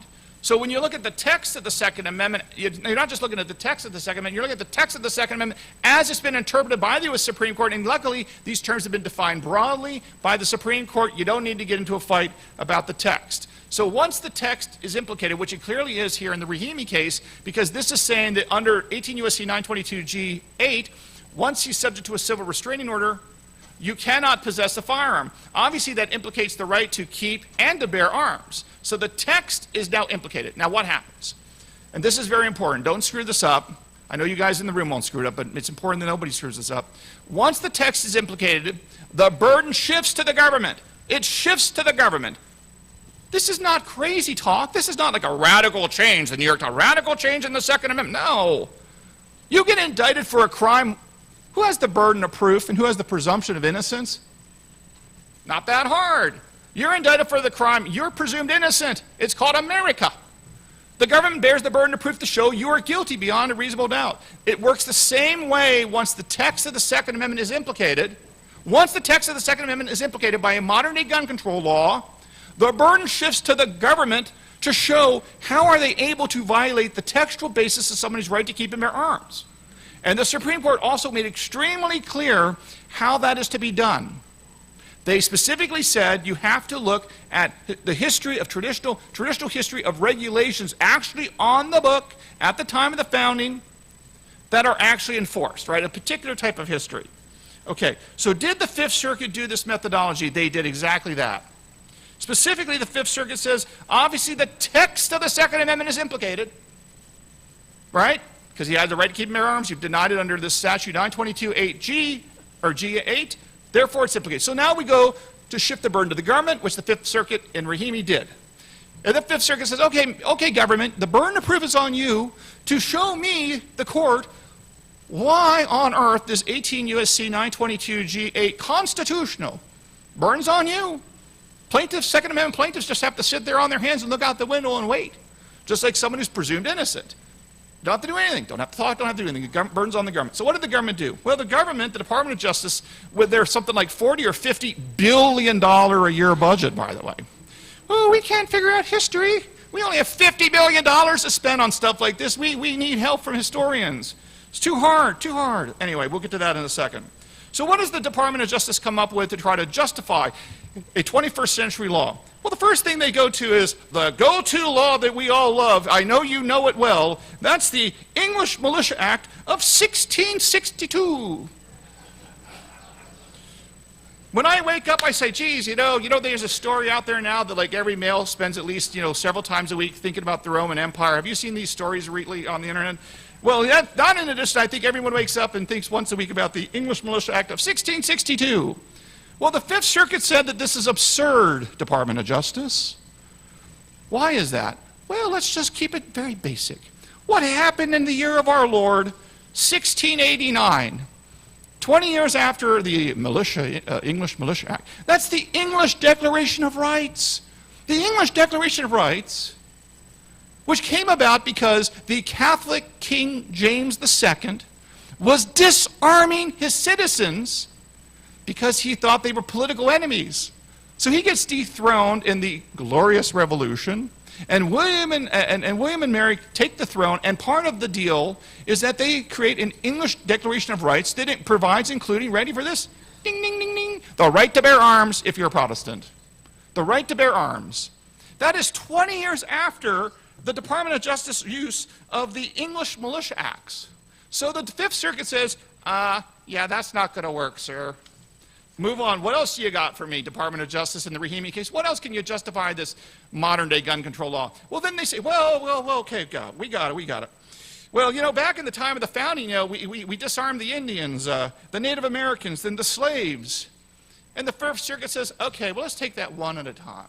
First of all, we can agree that slaves were not part of the people, right? They were viewed as not citizens. So why is a historical analog of banning guns from people that aren't Americans helpful to tell us whether or not we can take guns away from Americans today in the 21st century? And the Department of Justice is like, well, yeah, we get it. Obviously, the Fifth Circuit says that analog doesn't work. Then they go on to talk about the Indians or the Native Americans. I use the word Indians because, as Dave Hardy referenced, that is what Justice Kennedy said in his famous question about, in Hiller, didn't the founders need guns for Indian attacks, criminals, wild animals, and the like? Don't forget the wild animals part. Because indeed, wild animals was a concern, and I've done and that is important. There's a lot of reasons why they wanted guns at the time of the founding. So anyway, indeed, the Indians, again, the Fifth Circuit says they're not part of the Americans. It'd be like banning, saying, hey, you can't have, we want to disarm the ISIS in Iraq or something that has nothing to do with American citizens. Again, they rejected that analog and said, no, can do. Then the Department of Justice, it's very important you see, I talked to some people in the elevator just now about understand where the anti-gunners are going. So it's important to understand these analogs, because these analogs I'm talking about in this case come up over and over and over again. So you want to know exactly how to destroy them. They're very defeatable. So the next thing they talk about are proposals to the United States Constitution. These are called ratification proposals. Now, this is not that hard. So it sounds august. Well, the ratification convention of Pennsylvania and these proposals but the truth is the Supreme Court has called this dubious. What this really was is when the Constitution was sent out for approval by the states, they had ratification conventions, and at some of these conventions there was discussion, should we have a Bill of Rights? If we have a Bill of Rights, what should be included? And if it's included, what text should we use? So the Department of Justice tried to use some language that they thought was helpful from some of these proposals in these ratification conventions, but again, the Fifth Circuit says, the Supreme Court's already said that that's dubious because it was never accepted. It was never agreed to. It was never ratified or approved. So why is some proposal by some guy at one ratification convention in one state somehow speak to the meaning of the right to keep and bear arms in the Second Amendment that applies to the entire country? It's simply apples and oranges, and that's exactly what the Fifth Circuit said, and the Department of Justice had, of course, no response to that. And then the last thing the Department of Justice said in Rahimi is they try to rely on these surety laws. So it's very important that you understand these surety laws because they're going to keep coming up. The way these surety laws worked are as follows. I think and this is right around the time of the founding, toward the end of the founding, a little bit of debate about when they came into effect for the first time. The way these surety laws worked is this. I think my neighbor wants to get me. He wants to kill me. I can go to court and basically say to a judge, my neighbor is a bad dude, he's trying to get me. They have a trial. Hear what I just said? A trial, not an ex parte anything, a trial. At the trial, they take evidence, and if the judge concludes that my neighbor does indeed want to get me, kill me, hurt me, he can require my neighbor to post a surety or a bond of some amount that says that if you hurt Mark, you're going to lose your bond. Okay? But again, this is not a ban on someone carrying. It just says if they're found to be a danger to someone else, they have to post a bond. So the Fifth Circuit said that's not what happens here. Here, if you're just subject to a civil restraining order, you are immediately subject to losing you just lose your right to possess and to keep the gun. And therefore, that's not an alias. So the Fifth Circuit said that's a no-go. And the only other thing I want to say about the Fifth Circuit case and why it was right is look very carefully at the concurrence of, I think this is going to be a big deal. There was a very powerful concurrence written by Judge James Ho that if there's another Republican president, James Ho will 100% be on the short list to sit on the Supreme Court, I would say along with Amal Thapar and also Andy Oldham are the three I would say are probably shortlisters for a Republican president on the Supreme Court, and very interesting and very competent as best I can tell, and good on the Second Amendment as best I can tell as well. So James Ho wrote a separate concurrence, and he made a point that we talked about a lot in these kinds of events, and that is this. If it's really true that someone is so dangerous to be on the street with a gun, they're probably too dangerous to be on the street, period, right? And if someone is really a criminal and a bad dude, the right answer is lock them up, right? So James Ho really laser focused on this and said, look, knocking out and destroying 18 U.S.C. 922 G8 has no bearing on public policy or public safety. By the way, he didn't even use any of the statistics I just gave you that says Department of Justice doesn't even use the law. He didn't even get into that. He just says, look, if you do something wrong at the state court, like Mr. Rahimi can go to prison for decades for some of the state crimes, which gets back to my mootness point I discussed earlier. There's multiple indictments for multiple shootings pending in state court right now against Mr. Rahimi in front of the district attorney there.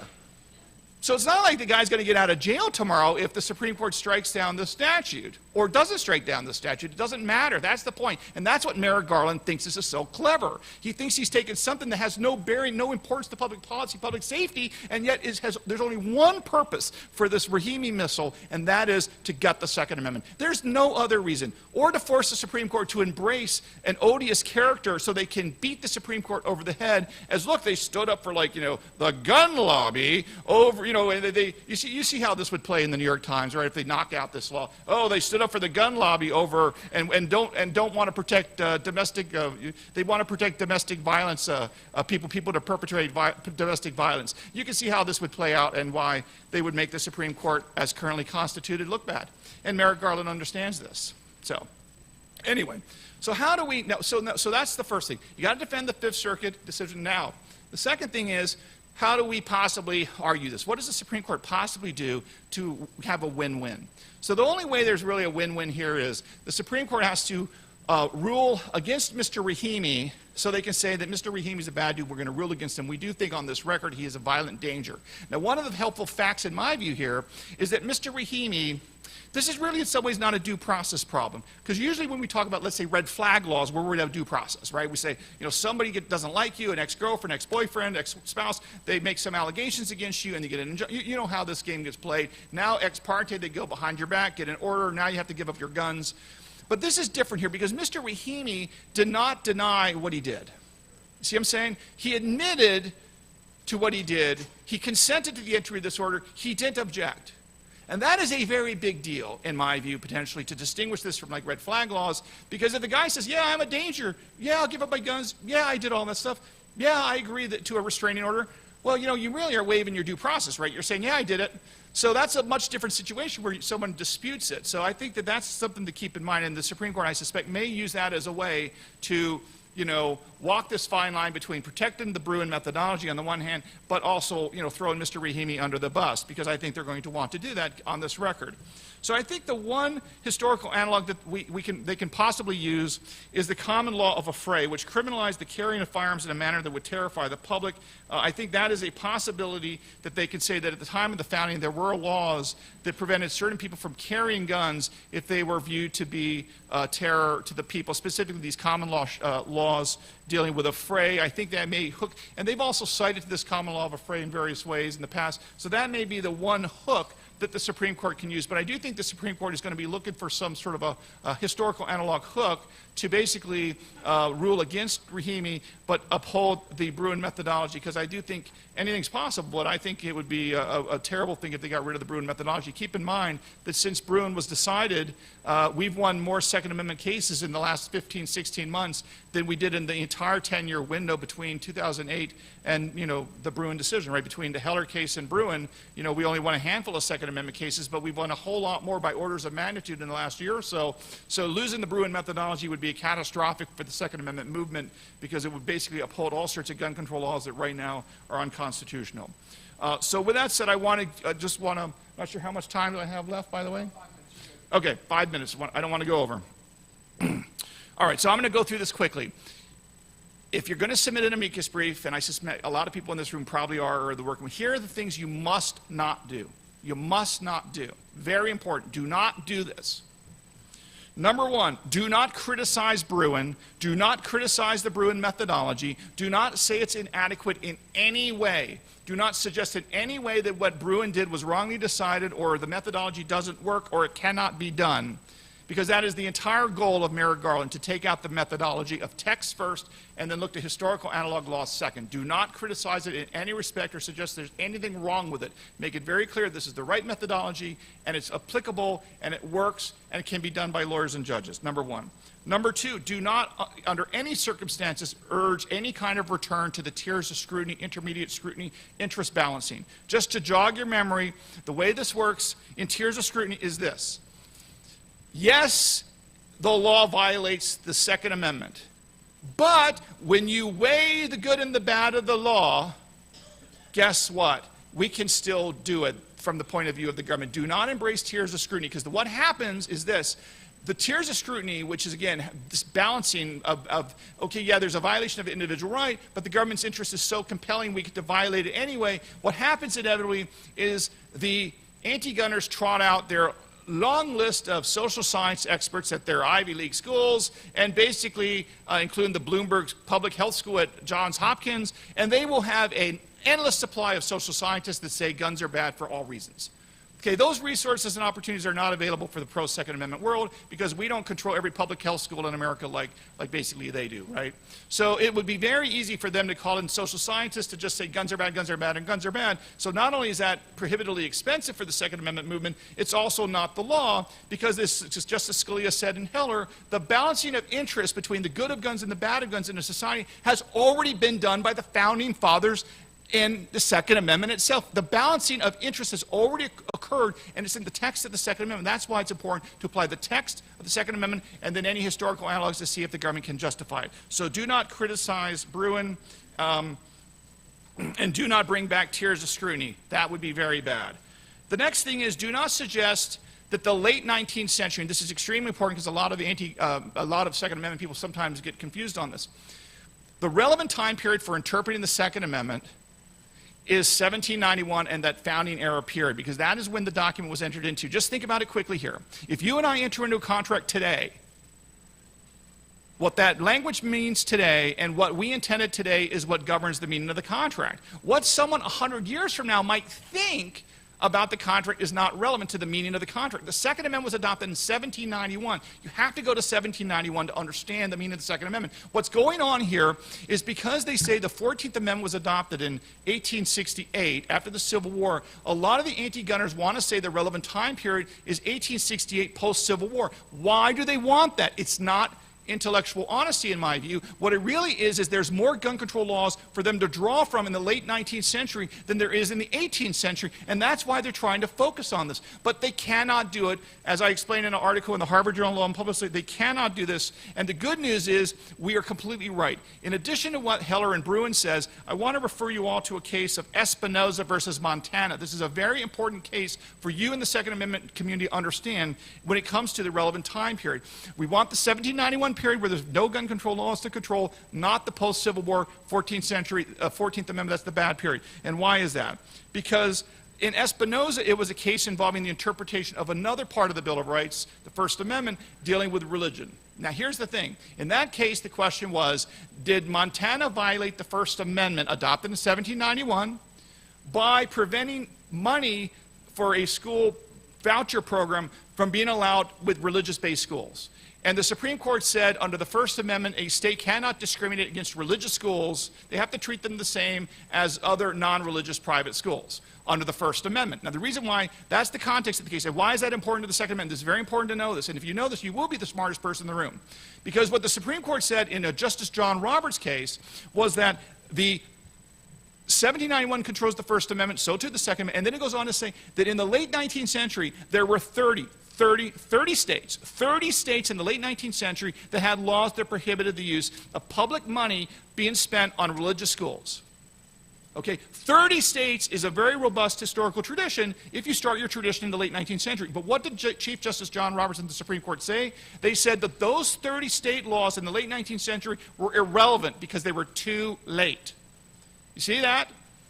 So the anti-gunners are trying to say, late 19th century gun control law, that's where that all is. Of course, most of the gun control law was about taking guns away from the freed African-American slaves, right? But that's why I had more gun control laws. But that's where they want to go. So do not suggest that anything other than 1791 is the relevant period. Now, with that said, the late 19th century evidence can confirm the 1791 understanding. So be very clear that if there's 19th century law that's favorable to the right to keep and bear arms, you can use it to confirm the 1791 understanding, but what you can never do is to use the 19th century history to undercut or narrow the scope of our right to keep and bear arms. That is not allowed. And that is what Roberts said in the Mendoza case. Okay? 1 minute.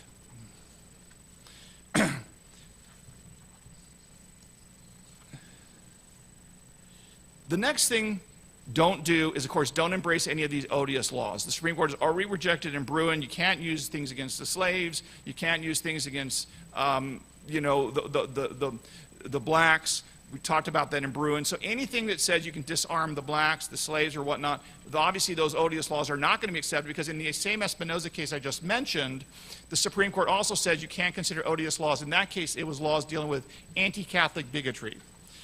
So the last thing I want to say as I wrap up here is this. Never forget that the test of Bruin is the best we're ever going to get, right? Because it forces the anti-gun movement to not talk about airy-fairy history. It doesn't allow them to say that, in my professional opinion as a PhD in history from Harvard, that guns were considered bad or guns could be banned or any of this stuff. The Supreme Court was very clear. The only history that can take away a right to keep and bear arms today is if there's actual laws on the book at the time of the founding that were enforced. That is not hard to find. Any suggestion that they need more time, that they need more research, that they can't figure this out, that it's too hard, is not true. Because those laws have been on the books, to the extent they've been on the books, they have been uncovered.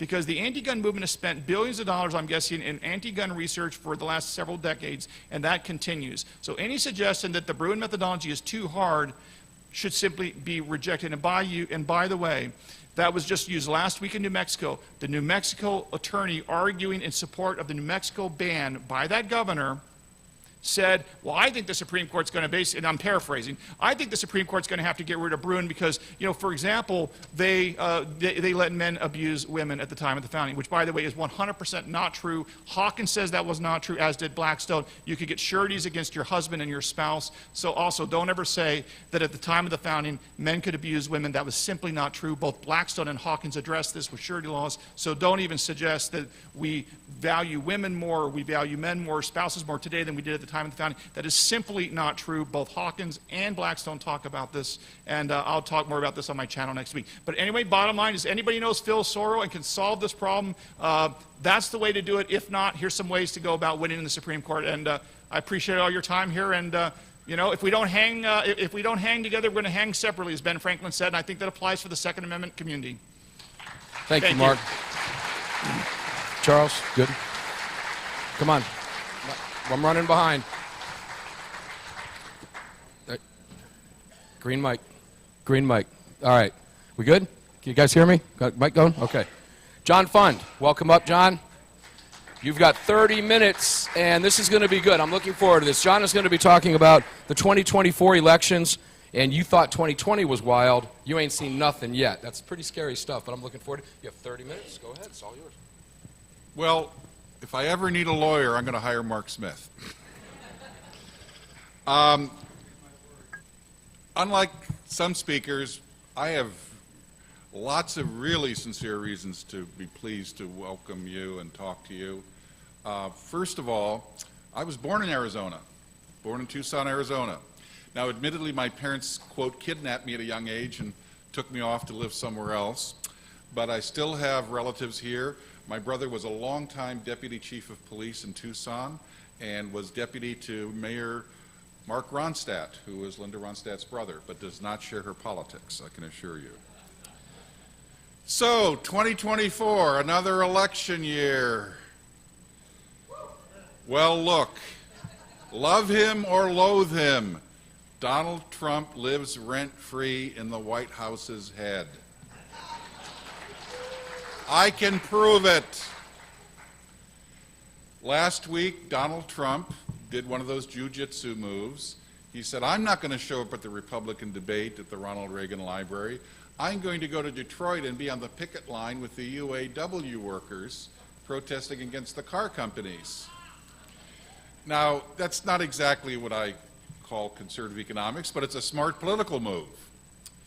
Well, the White House was completely discombobulated by that.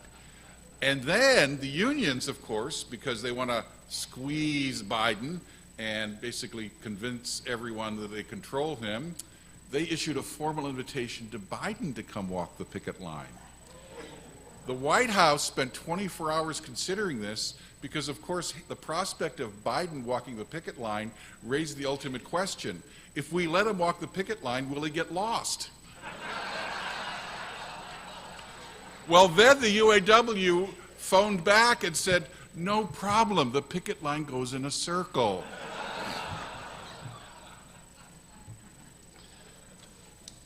Look, I'm here to do two things. One, I'm going to try to review some of the things about the 2024 election you've not been told by the lamestream media.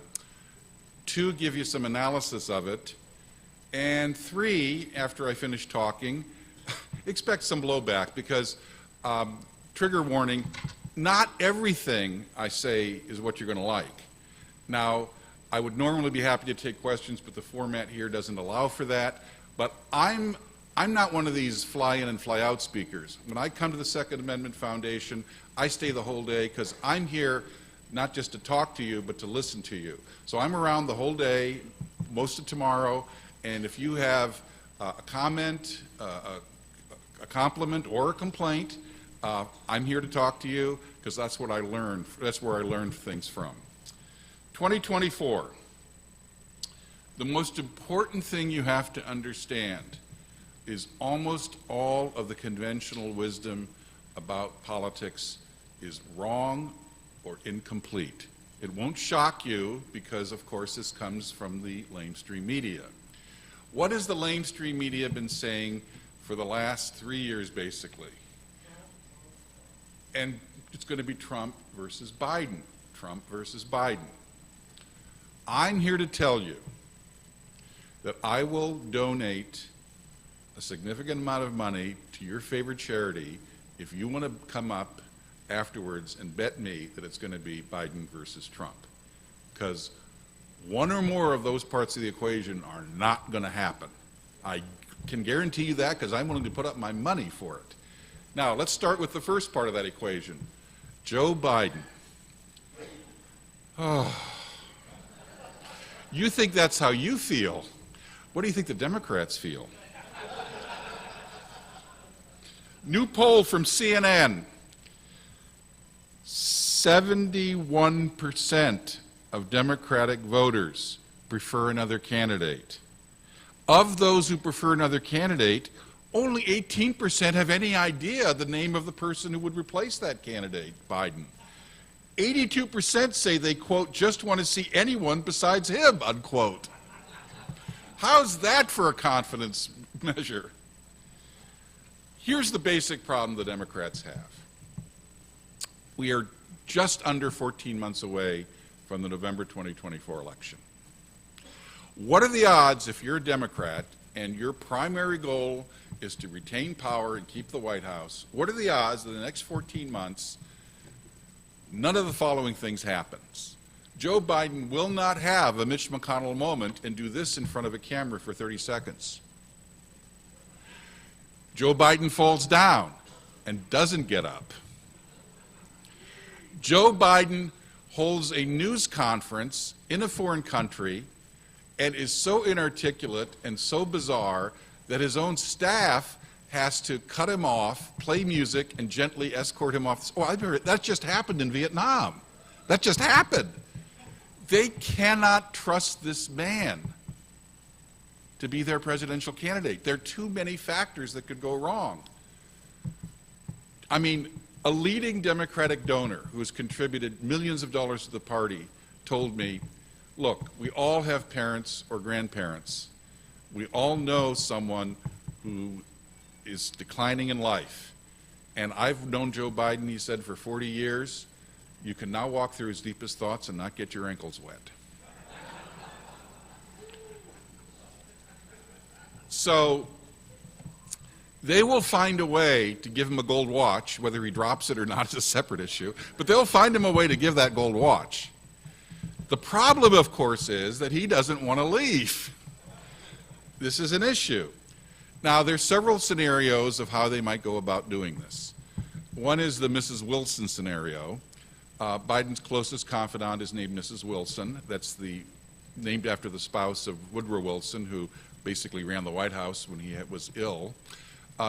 Mrs. Wilson, in this case, is Jill Biden, the First Lady.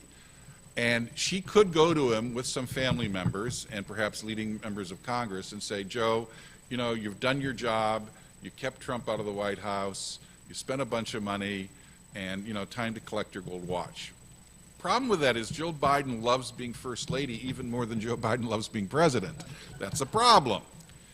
So the more imaginative Democrats have the following scenario, because this has already worked once. Stephen Breyer was ushered off the Supreme Court behind the scenes very unceremoniously. He was invited to the White House by Chief of Staff Ron Klain just to have a general talk. And during the talk, Klain said, well, you know, you're over 80, it's time to move on, new generation of leadership, et cetera. You know, why don't we have an easy transition to a new Supreme Court justice? And Breyer said, okay, I'm willing to consider that. In fact, I'm sort of leaning that way myself. Let me talk to my spouse, and I'll get back to you on Monday. This was on Thursday. On Friday morning, the White House leaks Breyer's retiring. They basically bullied him into relieving. So if they can do that, they can do anything. Well, the next theory is there is a Supreme Court justice who's fairly ill, has had childhood diabetes for all of her life, and is aging out, and her name is Sonia Sotomayor.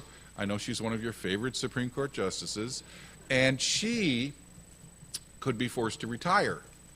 And of course, they would appoint Kamala Harris. And that would take care of the, remember Sound of Music? What do you do with a problem like Maria? What do you do with a problem like Kamala? Kamala Harris does not have the excuse of being 80 years old, and her popularity is below that of Joe Biden. So, I don't think that might not work out. So then they have to do, how do we get rid of him? And here's the problem they have. If they do nothing, they have the 1968 scenario. The 1968 scenario is Lyndon Johnson was an unpopular president. People were tired of him, Vietnam War and all that. And he didn't even campaign in New Hampshire primary, but he had a delegate slate on there. And a little-known Senator Eugene McCarthy ran against him. He lost, but he almost beat Johnson. That so rattled Johnson that Robert Kennedy jumped in, the senator, and 2 weeks later, Johnson dropped out of the presidential race, saying he had to spend more time with his family or whatever. Well, history is a strange way of repeating itself until it becomes hysteria.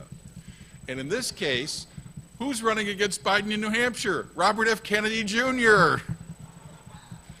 I think if Biden continues to insist on running in this race, a lot of Democrats will not be unhappy if Robert Kennedy pulls a surprise against him and reveals how just unpopular and scared Democrats are of having Biden as their nominee. But Democrats also want to try to do something before filing deadlines close, because if they don't get another candidate in the race before the filing deadlines for the primaries, then Kamala Harris has a head start on everyone else. So that's why last week they started the drumbeat. You've probably heard about this. All these people saying Biden should go, Biden should go.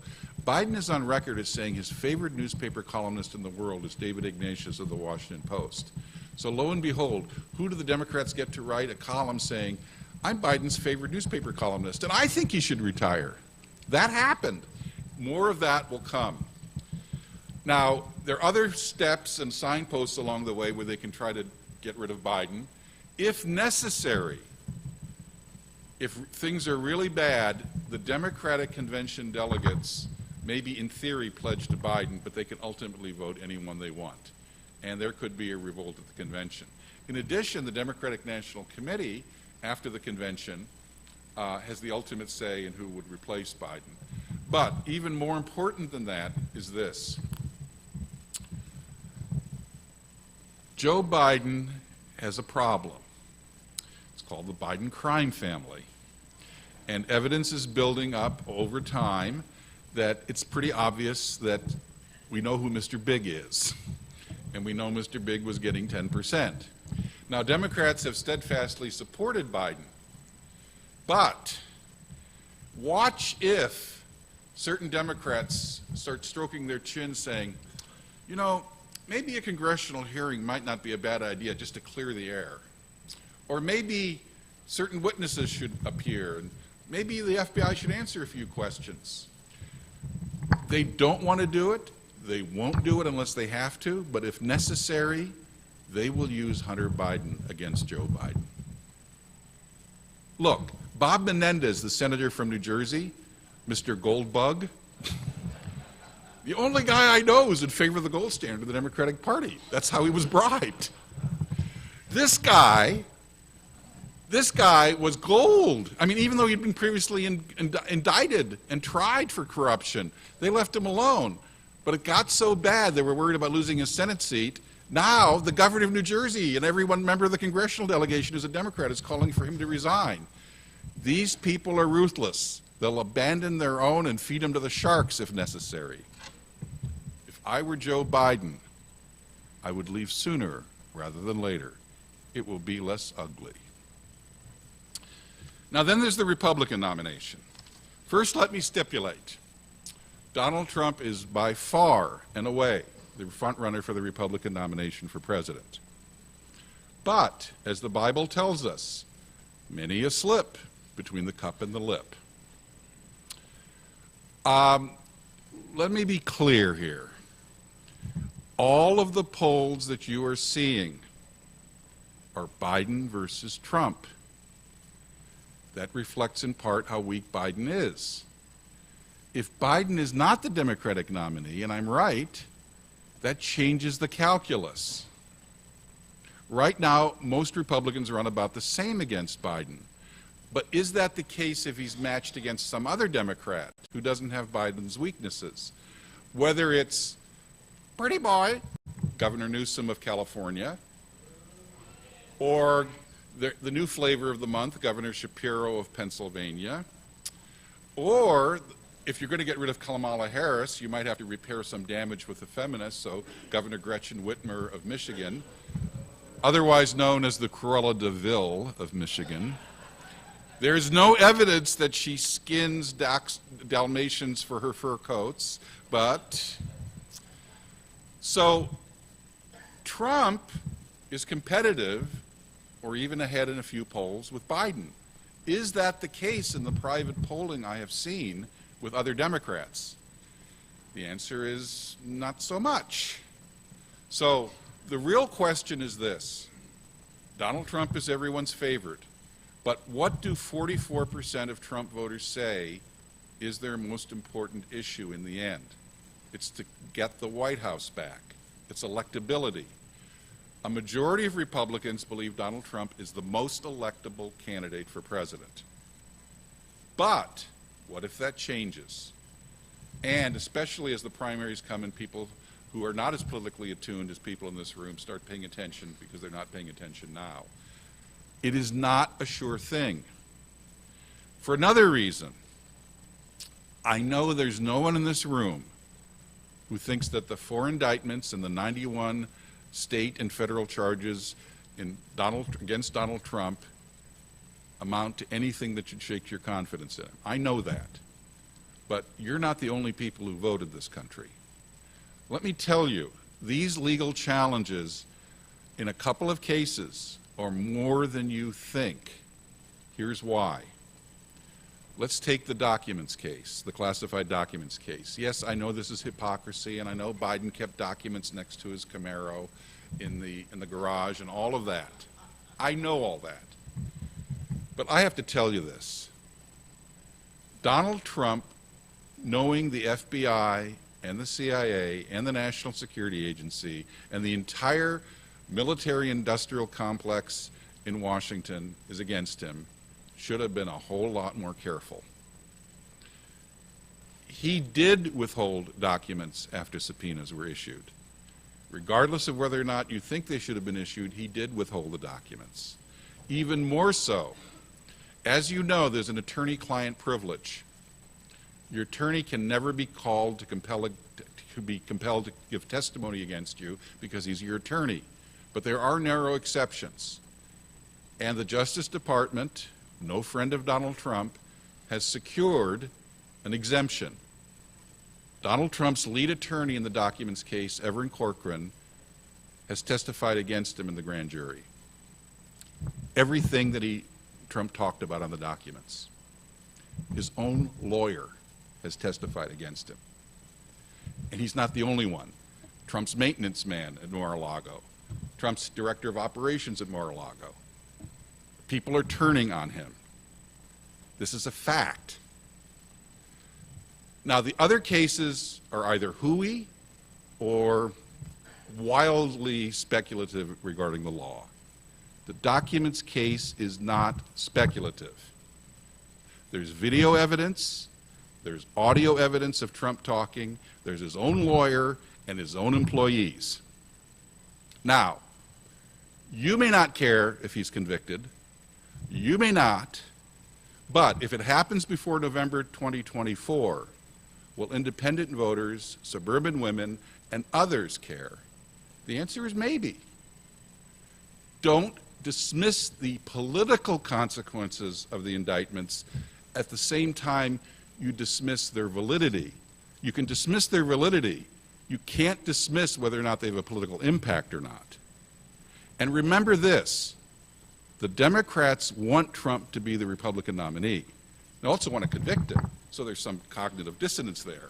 But what they really want to do is convict him after he becomes the Republican nominee so they can carry that issue into the fall.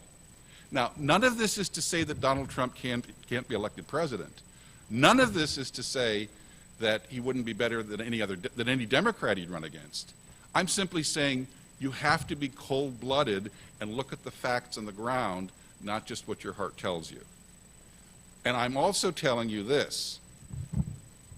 The legal bills are enormous. And so is the pressure.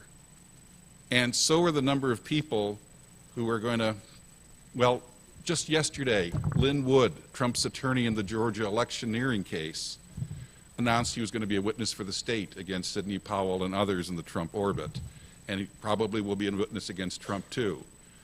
These federal officials can put enormous legal pressure on people. I've already named you 3 or 4 people who flipped. Lynn Wood is the latest, and he was one of the most loyal Trump lawyers around. Just because you don't like what they're doing doesn't mean you should ignore what they're doing. That is why I believe Donald Trump is the clear front runner. But follow the trail of what happens between now and when you vote in the primaries. And I'll simply tell you, if Donald Trump is the most electable Republican, vote for him. If he's not the lowest electable Republican, and the Democrats are nominating someone not named Joe Biden, just think about it. Last point. Why are we so in this polarized situation where we're all at each other's throats? Well, first the bad news. There are a lot of reasons for this, and one of them, of course, is that the elites have completely ignored people like you. That's why Donald Trump rose out from nowhere politically to become president of the United States in 2016. The entire coastal elite on the West and the East Coast were dismissing you as deplorables or ignorant and an obstacle to their big government goals. And you proved them wrong. You proved them wrong. Now, I was wrong too. I bet Donald Trump wouldn't win the 2016 election. I was better than most. I said he had a 35% chance of winning. So I'm not as stupid as everyone in the media, just somewhat stupid. But I have vowed not to be fooled again. And that's why I've given you this cold analysis. Here's the good news that I'm going to leave you with. Most of the reason we're polarized is because throughout American history, one party or the other has tended to dominate the public policy discussion and get most of its agenda passed. Just to give you the history of the last 125 years, the Republicans dominated after the Civil War up until Woodrow Wilson. There was a short Wilson interval, and then there was Coolidge and Harding. Then the Great Depression hit. FDR comes in, the New Deal. Democrats dominate from 1932 to 1968. Republicans tended to dominate for the next generation or so through Reagan. Republicans were in charge. Their agenda was the one that people were talking about. But since about the early 2000s, we've had an unusual period in our history where both parties are basically balanced. Neither party dominates. No presidential candidate has won more than 53% of the popular vote, even Barack Obama, between 2000 and 2023. Things have been close. Congress has been close. Each party has held Congress for several times. It's flipped back and forth. Because of that parity, we have polarization, because both parties are very frustrated that they can't dominate the situation. It's very unusual for this to have lasted almost a quarter century. I'll predict this. Whichever party wins in 2024 will be the dominant party. The Democrats are more socialist than ever. I mean, who would have predicted woke? I mean, We're now up to 41 and counting genders. 41. I mean, God, at this point we're going to get to Heinz 57 or Baskin Robbins, 50s. And the Republicans, of course, are more united than ever before. You think you may have adversaries and they're rhinos. That's nothing compared to what it used to be in the Republican Party. Both parties are committed to an ideological agenda. The danger is great. The danger is very great. If you lose in 2024, most things tend to go in one direction all at the same time. The single biggest thing you have to worry about is a trifecta for the Democrats. What if they keep the White House, they keep the Senate, and they take back the House, where it's only a 5-seat majority, and all these redistricting decisions in the Voting Rights Act are going against the Republicans right now in the courts. Very dangerous. So the trifecta, the woke Democrats will push through everything they can, including S1 and HR1, that election reform bill that I warned about so much, that would basically take away the power of the states to run their own elections, nationalize elections, and basically use the election laws as a means of having a legal coup against your rights as voters. They almost got it last time. Remember, if it weren't for Joe Manchin and Kristen Sinema, senator from Arizona, bravely standing there and saying, we won't let this happen with a majority vote only, it has to be 60 votes, they would have passed that, and Biden would have signed it into law. So that's the danger. On the other side, if you win in 2024, you're likely to take back the Senate. Even the New Jersey Senate seat of Senator Menendez is up for grabs because Van Drew, the Republican congressman from Atlantic City, New Jersey, just said today he may well run for that Senate seat. And he's a former Democrat. He was a Democrat until 2020. He's got a lot of Democratic blue-collar roots. If he runs, I think there's a legitimate chance the Republicans can even win the Senate seat in New Jersey. So if you win in 2024, the White House, you're probably going to take the Senate with you, and you'll probably add some seats to the House. Then you'll have your trifecta. Now, as gun owners and gun enthusiasts and gun rights supporters, this is very important because no longer will you be on defense, you'll be on offense. You'll be on offense. And by the way, at that point, I think you can start making some interesting alliances. How many of you saw Joe Biden's Rose Garden ceremony for the creation of the White House Office on Gun Violence yesterday? I watched the whole thing from beginning to end. It was astonishing. In addition to the vapidness of Biden's speech, he did get through it, to his credit. I listened very carefully for the entire 41-minute presentation. There was one word that was not uttered once in that entire 41 minutes. Can you guess what that word was? Crime. Crime was not mentioned once in a 41-minute discussion of gun violence. We all know who commits the gun violence. It's called criminals. Well, they are so vulnerable on this. They are so vulnerable on this. Let me tell you what will happen if you win in 2024.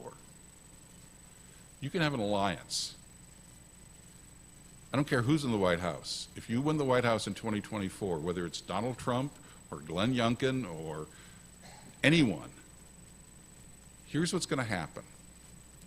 You go to the suburban women, you go to the independents who are increasingly seeing the cities hollowed out, people fleeing, crime going up, boarded up storefronts, and say, we're really going to take care of crime.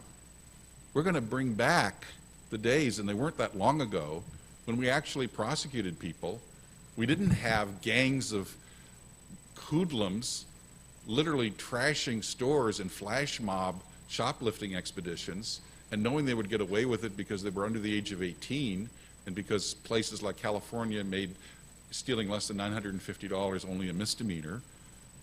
We could actually have pro-criminal justice reform passed.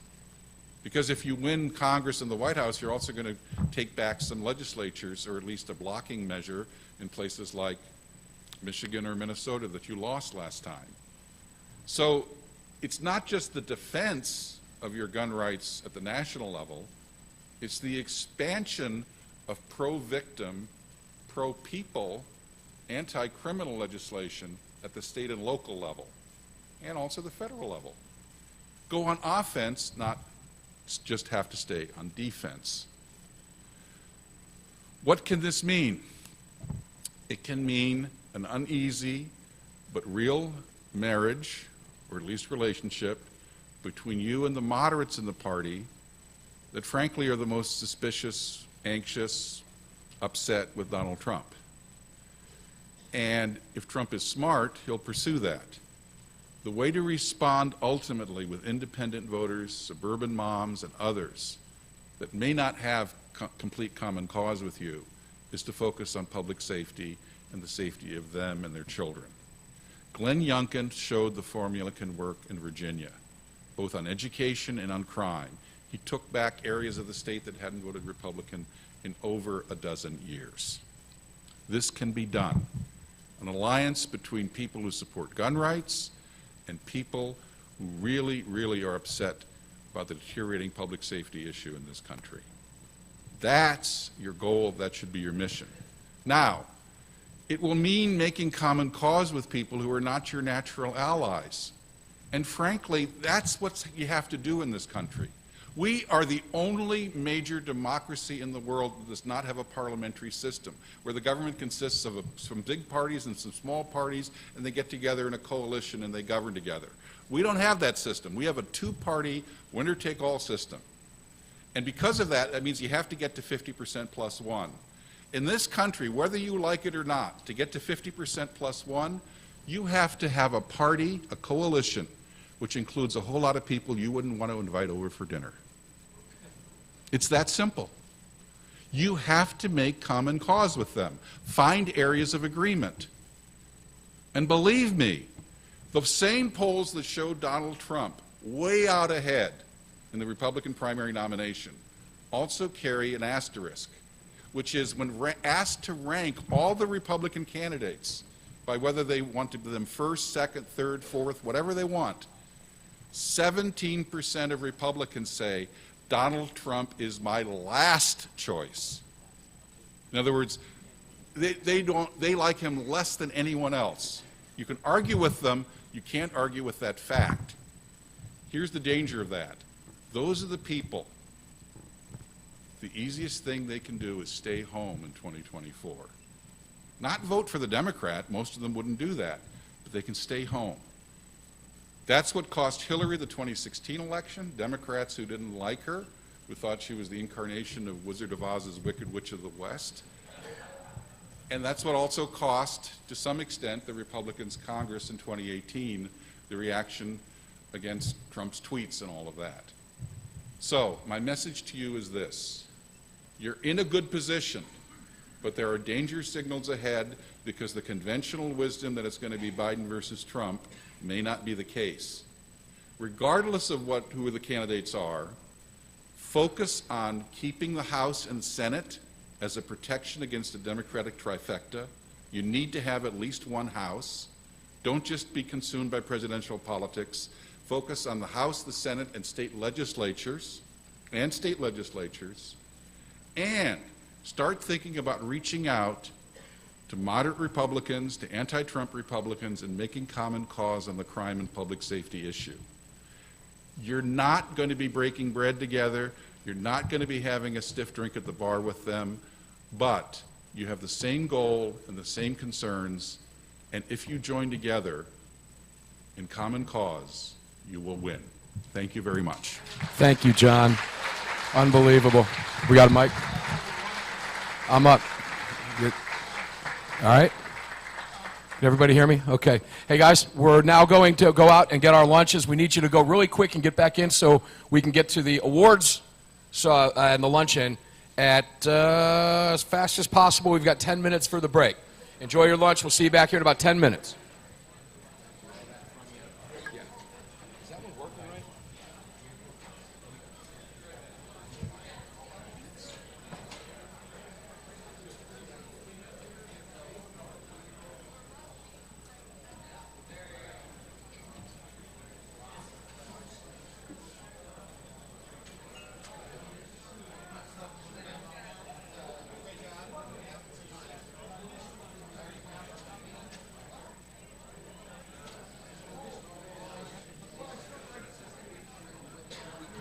Yeah, audio test. Check 1, 2. Yeah, we're good.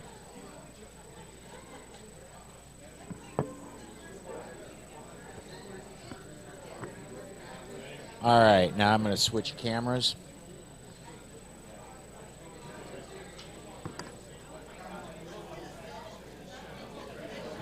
Why do I have no feed? Audio, I still got audio. Hang on. If you're watching us live, be patient with me for just a minute.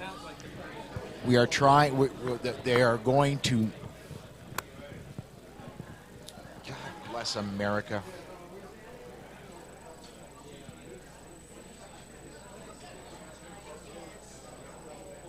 Okay. While we are at lunch break for Gun Rights Policy Conference, we're going to switch feeds at the end. But right now, I'm Paul Lathrop. I'm the Deputy Director of New Media for the Second Amendment Foundation. Right now, what we're going to be doing is Charlie Cook is going to be sitting down next to me, and Amanda Suffolk steps in. Let me do some adjustments here. I don't need to stay. I Yeah. bring Charlie Keys. Just Keys. Charlie Keys. Cars. Keys. so, well, Charlie's got the microphone. Come on in, Charlie. Sit down. And say hi to about 500 million people watching us worldwide. Hi, 500 million people. Billion, yes.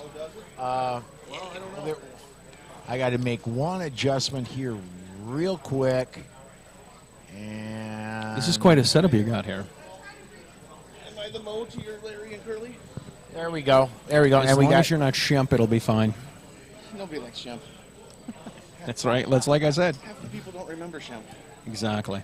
half the people. I'd say much north of half of people. Guys, I just want to, while we're waiting for lunch to be done, there a short break on the stage. I'm going to hand the microphone to you guys, and I'm going to be doing some stuff over to the side. But what's your impressions of the weekend so far? We had AmCon yesterday.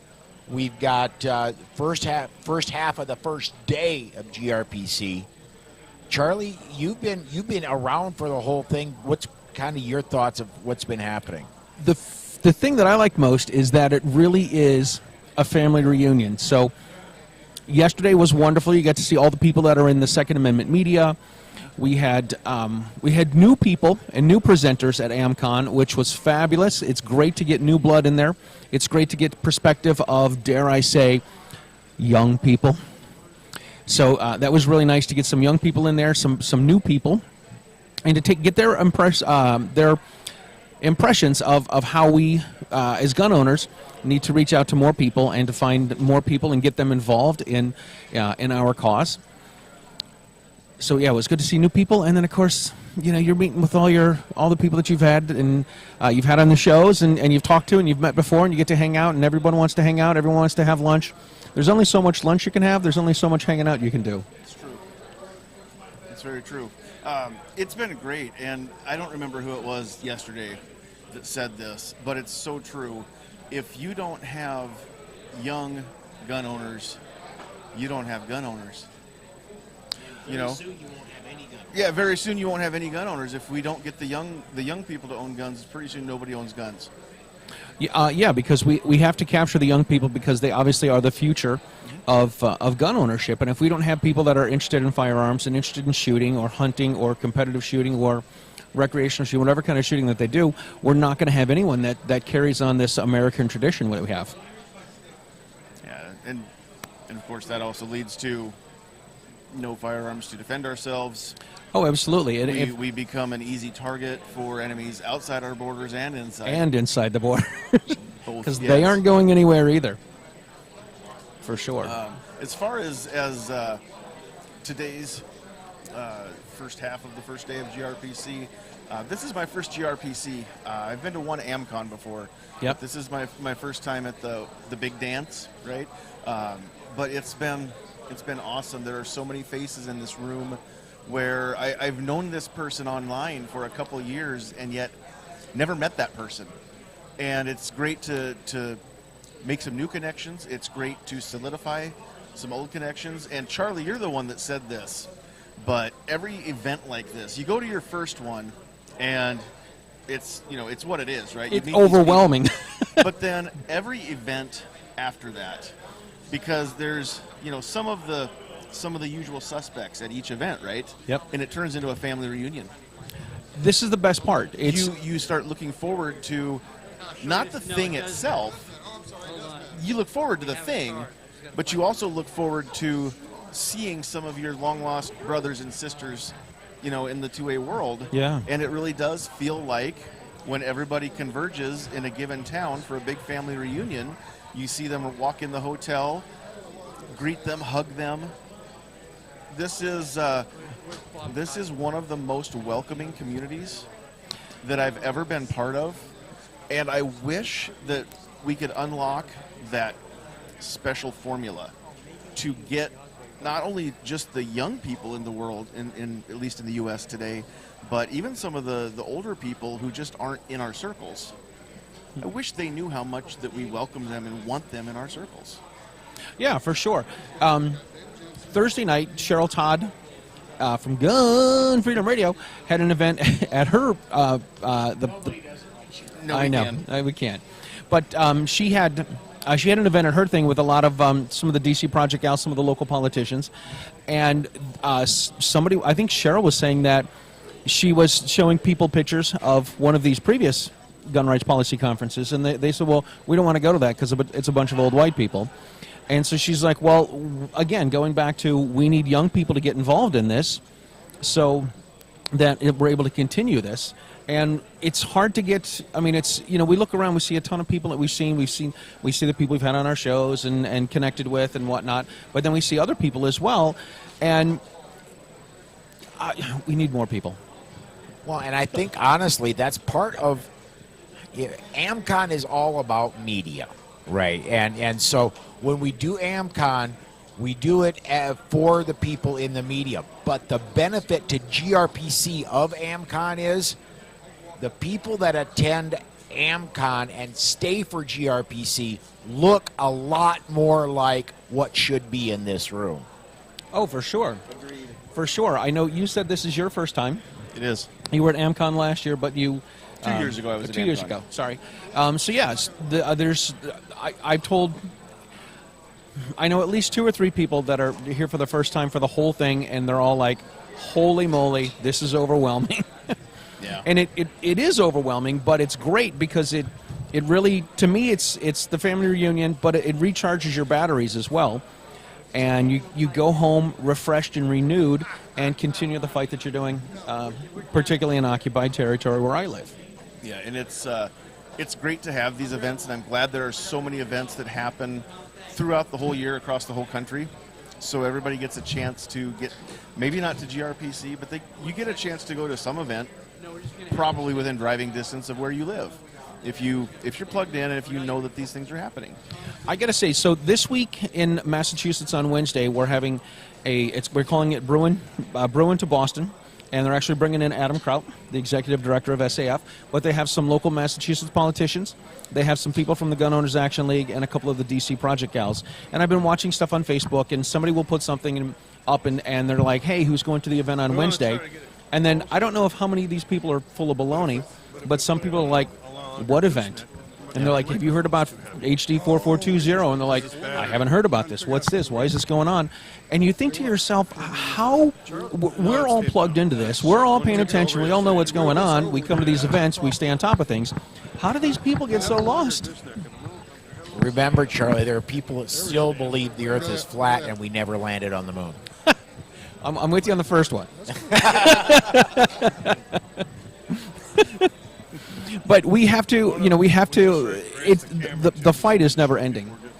We have closet gun owners. I'm sure that we have a lot of them in Massachusetts that are coming out after this bill. I'm sure there are other places as well. I even know a few that I've instructed in Nebraska. Really? Because of what they do for a living. They're not in politics, but their line of work is a very political line of work. Right. Not unlike your Right, vocation. my day job, sure. Yeah, right. My so day job. so they work for a school system, and right now they're closet, not so much closet gun owners, but just closet defenders, right? Closet students learning how to be their own first responder. Cool. So we've got another afternoon coming up today. We have a lot more speakers that are coming on. We do, and the feed, we're going to have to kill this feed. We're coming back with another feed in probably 10 to 15 minutes. As soon as the stage goes live, we'll be back live, but we're going to have to cut this feed for now. Thank you, everybody that's tuned in for the first part of Gun Rights Policy Conference. Before I shut everything down, I will post another link in the comments here and on Facebook so you can get to Gun Rights Policy Conference, the afternoon sessions. Look for that to start in about 10 minutes. Thanks, everybody, for watching. We'll see you next time.